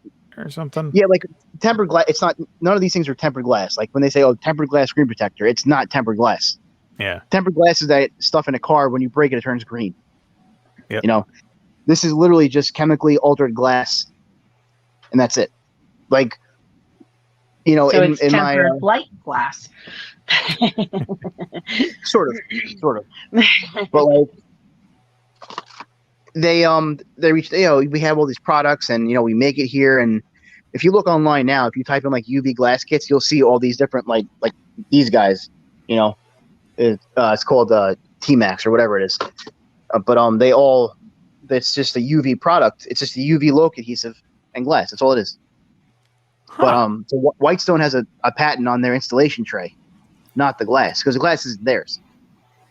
They played around with the low adhesive formula to get like a specific viscosity and clarity on it. Because as you know, the viscosity, if you go too thick, it becomes a little bit more yellow. If it's too thin, it's clear, but it won't give you proper adhesive. Yep. So, trying to be in China, they just like, oh, here, let's just sell this and say it's ours, or just sell it as like an unnamed whatever. It's like my sister-in-law, her fiance works for 3M, but they apply their adhesive to like a bunch of other companies. We gotta talk, Mike. We gotta. I'll DM you later. He's not kidding. I know he's not. I'm like, but. He's like, what did I just say? I want to talk to him but he works specifically at the factory where they attach all their adhesive to like foam parts and stuff. And like they do some of the pull tabs, like you see at the stores, like the replay, you put the hooks up on the wall, you can pull it to remove them and things like that. The command But strips. yeah, but you know, most of these companies that make skins for phones use 3M adhesive on the back. That's why any of the companies that Yeah. D brand, This is 3M. I can't think of all of them. If you look, they actually use.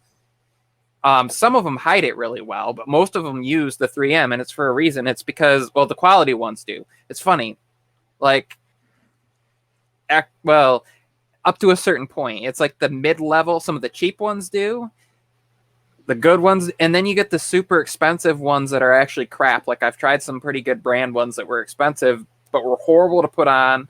They didn't align the cutouts right. It's like, who made these? Like they didn't look at the actual phone when they made these things. But anyways, Yeah, it's interesting because this is a cheap use one. 3M. The It's good 3M. ones all use 3M.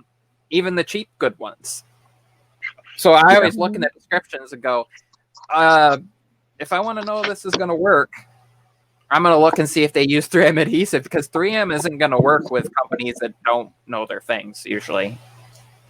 You know, Max from High on Android, he also made videos about, you know, the Whitestone dome. It's just the glue and the glass. Yeah. You can do it, and you know, of course, you don't have the tray, so you're showing how you can do it, and just as long as you know, careful, whatever, and you have the right glue, you should be good to go. You can go on eBay and you can buy like 80 viscosity Loca adhesive, or like big ass like jugs of it, you know. And you can buy like, this is the actual glass that they sell. So the T-Max glass is too thick for the ultrasonic fingerprint sensor on the Note 20, so this will not work with the fingerprint sensor. And they don't tell you that. You can So- buy. I actually just found out about this because I was watching a video random. Okay, Chris knows that I have ADHD brain, but I promise this is on topic and off topic at the same time. You have 100 seconds. Okay, so I was watching a video where they were doing epoxy, and they were making what looked like a candle, and they ran LED lights through the material. But in order to adhere it, they used UV setting epoxy.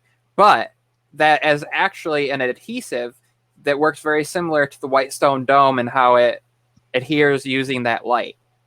So I found out then later on that there are a lot of companies, if you search on Amazon and other areas, but I wouldn't go into other necessarily, that you can find adhesives like that settle using those UV types light. of things. Like I have a Using nail UV light. lights. And Yeah, I've I seen have a people nail curing light. I've seen people buy screen protectors and dip them in adhesive removers, removing the adhesive that comes on them, and then coat them with this stuff, and then use the special light to seal it on. And that's basically. I have something right like there. that too. I have that too. I even have like here's a the little best part. flashlight This- one. Yeah, this is the exact. So this company actually packages, where I got this from. They send this to me for free, but they package Whitestone dome stuff. So this right here is the exact same UFO UV thing that Whitestone uses. You know, Nice. this right here is the exact same Loca adhesive that Whitestone uses, just in an orange container. And this is the actual, like, if you look here, well, you can't really see it on the camera, but there's like where is it? Yeah, you probably can't see it. There's measurements for like mLs, for milliliters on this thing. You know, this is their installation tray, because they can't use Whitestone, so they made their own. Like, Do you Whitestone watch they Max? have theirs. What's that? Do you watch Max from High on Android? He showed how you can get it so the fingerprint scanner will work.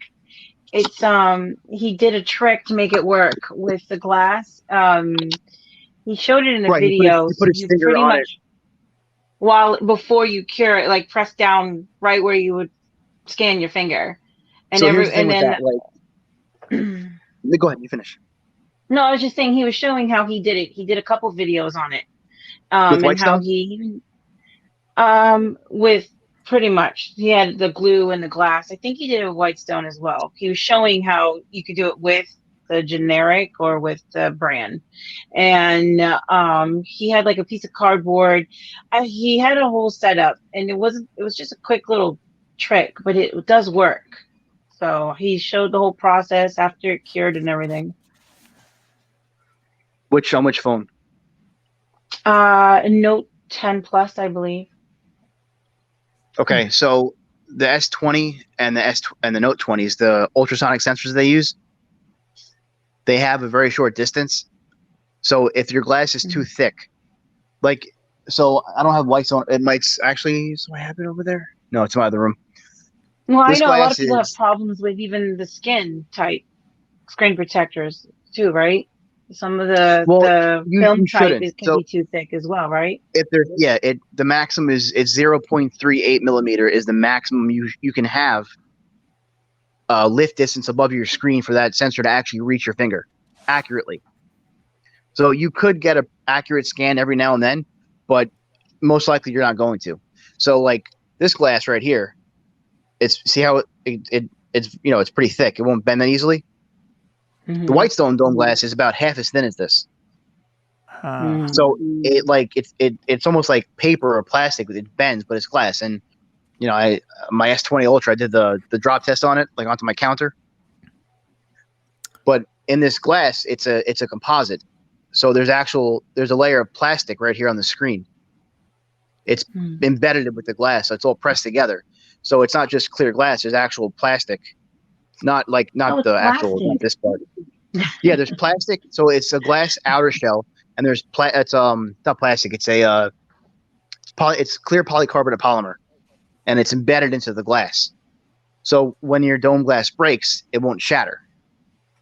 Like if you were to get real tempered glass screen, you can buy one. When you drop it, like I have a sapphire screen protector for the iPhone. I got to do a video on it. I promised this company I'd do it, and I haven't, so it's bad on me. But if you drop a sapphire screen protector, it's going to shatter. Unless it's layered onto plastic. Because it doesn't scratch as easily, but it shatters more. That's why they used it on the camera lenses, because it won't scratch as easily, but if you hit it hard, it will shatter pretty easily. Yeah. I don't know. This Whitestone's great. They're too expensive. I've told them so many times, like whenever I do videos on them, I always like, hey, can you guys give me code so I can give away? They go, we'll send you. What's that? I used to think they were great until I saw a lot of people complaining about, like, hey, I just applied this thing and it got scratched, like sneezing near it. And it's like, first off, I'll tell you right now, whoever's doing that is salty and they jack up their installation, or they're an idiot. So. Like if you have common sense and you know what glass is, just on a basic level, you know how glass works. Like Gorilla Glass 5 of my S20, my S10 or S20 Ultra is scratched to shit. Like if I send it to Samsung right now, they go, "Oh, your screen is cracked." I'm like, it's not cracked, it's scratched. But like Whitestone dome glass, they use it's a Japanese glass. It's called Ashai glass, ASHAI. Oh yeah, and I've seen that on different things. Yeah, it's called Dragon Glass. That's like Gorilla, like Corning has Gorilla Glass. It's all chemically treated and whatever. In Japan, they use Dragon Glass or Ashai Glass. It's just the way it's created. It's the pores in the glass are more tightly packed. That's what the cheapest phone that I have ever used that had a pop-up camera in it, the Bold N1, used Dragon Glass, and I was like, what the heck is this? But it's good to know that it was actually quality. Good name. Like, I was surprised. But these are things that I know that people are like, why do you know that? I was like the glass dude, like, oh, hey, GravX is the Whitestone guy. I'm like, no, I'm not. I just, because like my whole thing behind it was, I break my phones all the time. So when I look for a screen protector, you get like regular glass on like Amazon or eBay for like $5 or $2 or whatever it is. If your screen's not flat, you're gonna get edged adhesive and it's gonna pop off, or you gotta press hard on it. But like these UV kits, the like wings. I don't like the plastic protectors. So the film, Galaxy, I get the wings, so that's my favorite. The rinky wings. If you as long as you use like a blow dryer or something, and you make sure it actually molds to the corner of the edging, it's awesome. Rinky sent me a whole reviewer package, a lot of cool stuff. Like I love their X Fusion case is like my favorite. I love their case. That case is like my favorite altogether. But so the S8 Active, I did it. That was like my favorite phone in the world, and I put that phone through hell. I dropped it like 25 feet. But if you look at my channel, I have a video. It was like it's called the S8 Active Drop Test, and like I burnt this thing. I threw it. I torched it. I dropped it like 30 times. It was. Oh, that hurts too much. I can't do that to my babies. I don't use screen protectors because the one and only time I did was when I dropped my phone and had the phone shatter. The screen broke under the screen protector. So here, I've had it phones drop before and not break. But the one time I used it, yes. Was it in a case, Mike? Yes. It was in a case. Yes. A good what kind of case? It was in exactly. It was in like a like an $80 rugged case. And doesn't mean it's a good case just because it's $80. No offense. So if it's $80, it's either OtterBox or Urban Armor Gear or one of those like BS metal cases. It was an OtterBox case. And I think what happened was you had to hit the screen directly then. Yes, it had to it hit just right. Direct. It hit just right that it managed to, and then it got worse after I picked it up. My husband was. I watched it crack underneath the screen protector. Like watched the crack go across. So here's the thing too, Mike. Like, just because you have glass on your phone or even a case on it doesn't mean it's protected. Like, there's always going to be a small portion of the screen that's not covered by the glass or the case. And it's funny because my wife drops her phone constantly and it's never broken. The one time mine slides off, I had it sitting on the heater next to the shower because I put it there to listen to music. I got out, dried off and everything. Went to grab it and it slipped. And, it missed the 3 rugs in the bathroom and hit the one little spot that was tile just right. Hard enough. Would you expect anything else? I never break my phones, and the one time I get overwhelmed and chaotic, put it on the car, and it's gone forever. I'm like 160 square foot room, and the 3 square feet that's not covered with something that's going to protect it is where it slides and hits. Well, come on, that's how it works. Everybody knows that. But my wife can have her phone out of the case, cleaning it, and drop it on like cement, and it will have no little scratch. I'm like, what? Was her phone flat or curved? Same phone. Funny enough. That's just that's chaos. That means you hit the screen just right. And she's dropped her phone, and that's the one and only time I've dropped that phone. And she's dropped hers like tons of times. And that's the other thing though that people get on about. Oh, my phone's water resistant and all that. If you've ever dropped the thing once, don't even go there. Don't even tempt it. If you drop that thing once, that's all it can take, and it can pop the ceiling and completely ruin your water resistance. Here's what I'm going to say about that. It's like $3 for a water bag. Just get a stupid cell phone water bag. I know. Water resistance, like, it's like I've taken my S20 underwater because I hate it. I want to kill this phone. I absolutely hate this phone. Like, this phone sucks. I've tried to break this phone, and it doesn't want to break. But then there's the people that like. That's a good thing. Then there's the people where you found phones that have been underwater in a river for like months, 8 and years they take the thing out and it turns it on and it's working. Right back on. Uh-oh. Yeah. What is going? I guess I'm having internet issues. Well. My kid's writing to me saying, "What happened to the internet?" Oh, it's the 5G. Oh my God! You're good to us. When I was in the hospital, people were like, "Oh, the 5G got you sick." I was like, "Shut up." Yeah, of all the things, it was great talking to you guys. It was really cool talking in person too with Gravis. So yeah, it was good. To meet you in person.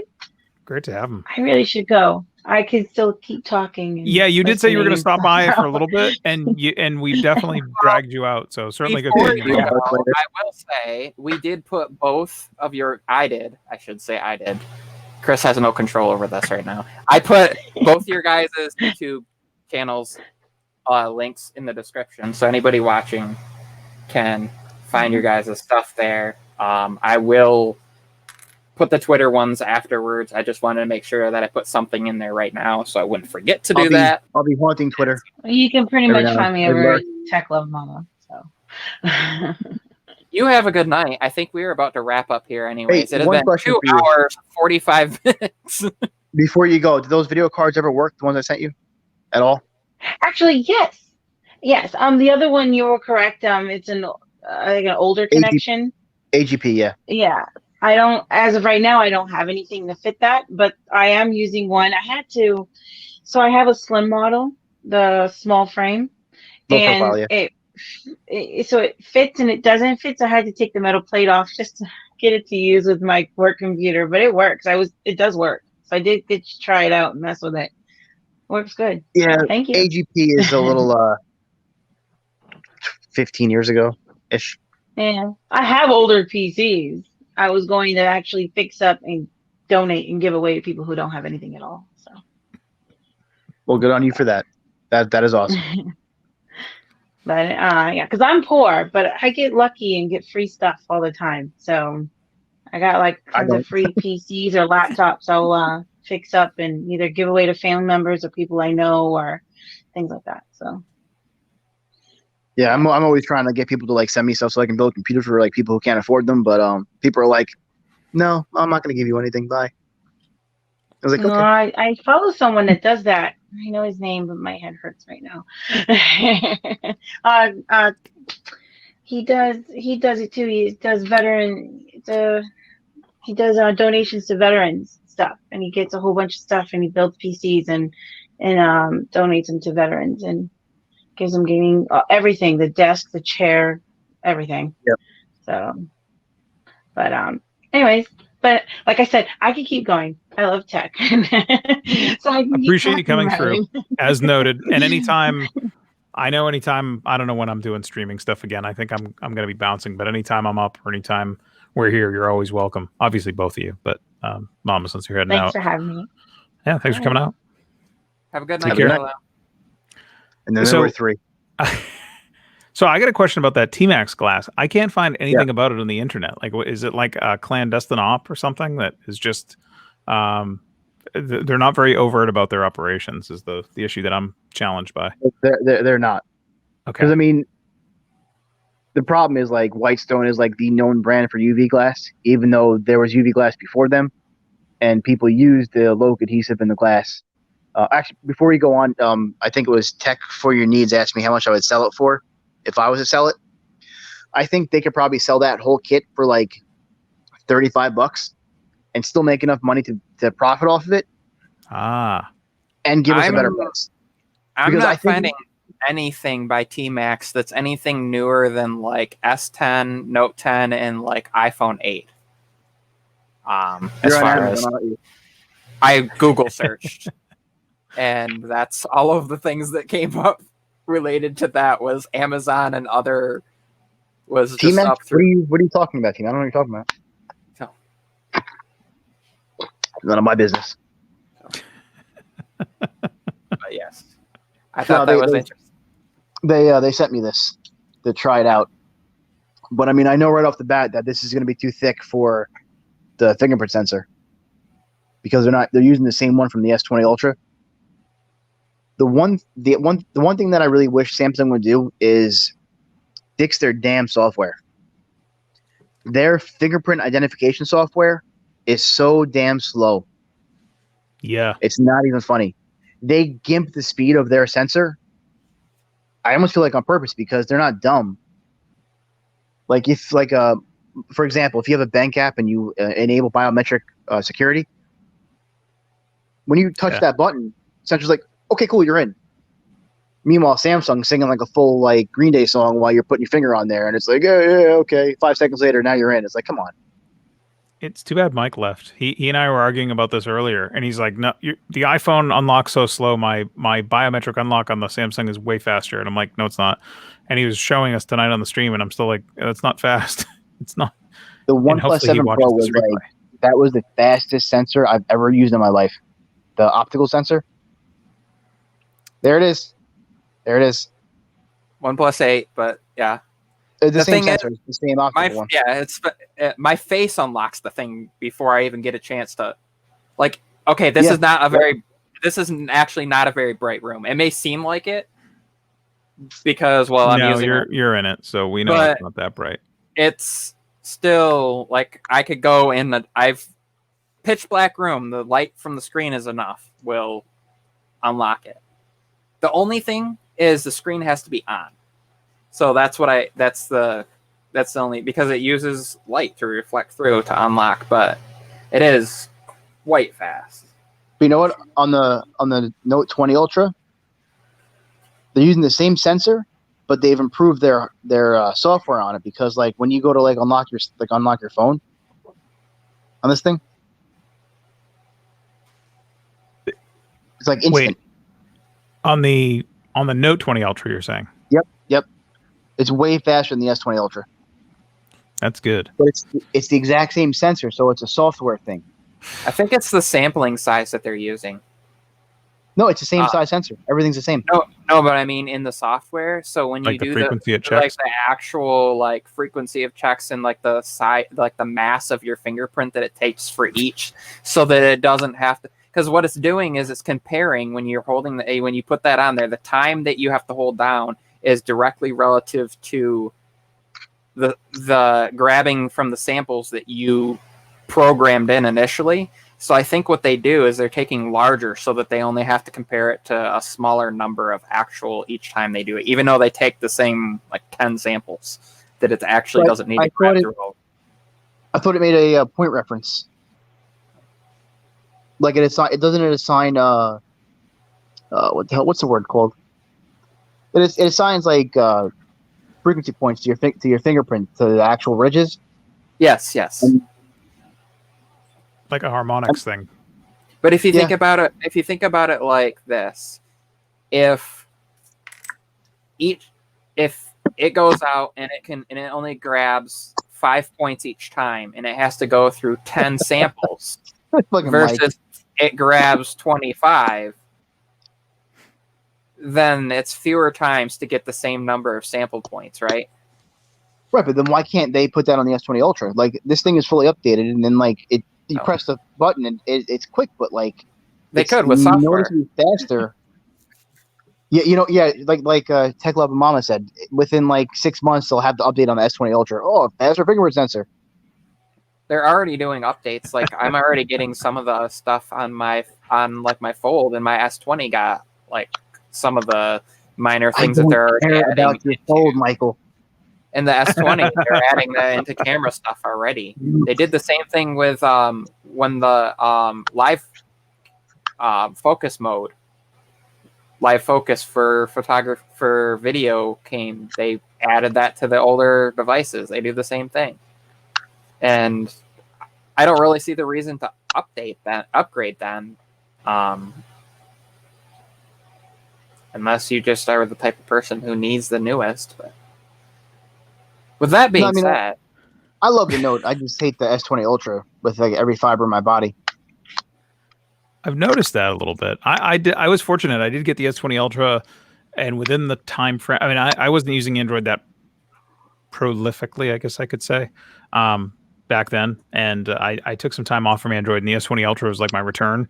And I was like, no, I can't do the camera thing. Although I largely bought it because I'm ready to see what Samsung can do with the camera now. You know, I pre-ordered it and everything and got it. And I was like, this is broken, and this is hardware breakage, and I'm not gonna be able to fix this with software. I'm returning this stupid phone. What a bunch of jerks! Not according to Derek. According to Derek, it takes better pictures than the Hubble Space Telescope. How dare you, Chris? How dare you slander Samsung like that? I know. There are some people that are just, I'm just in disbelief. I'm a denier.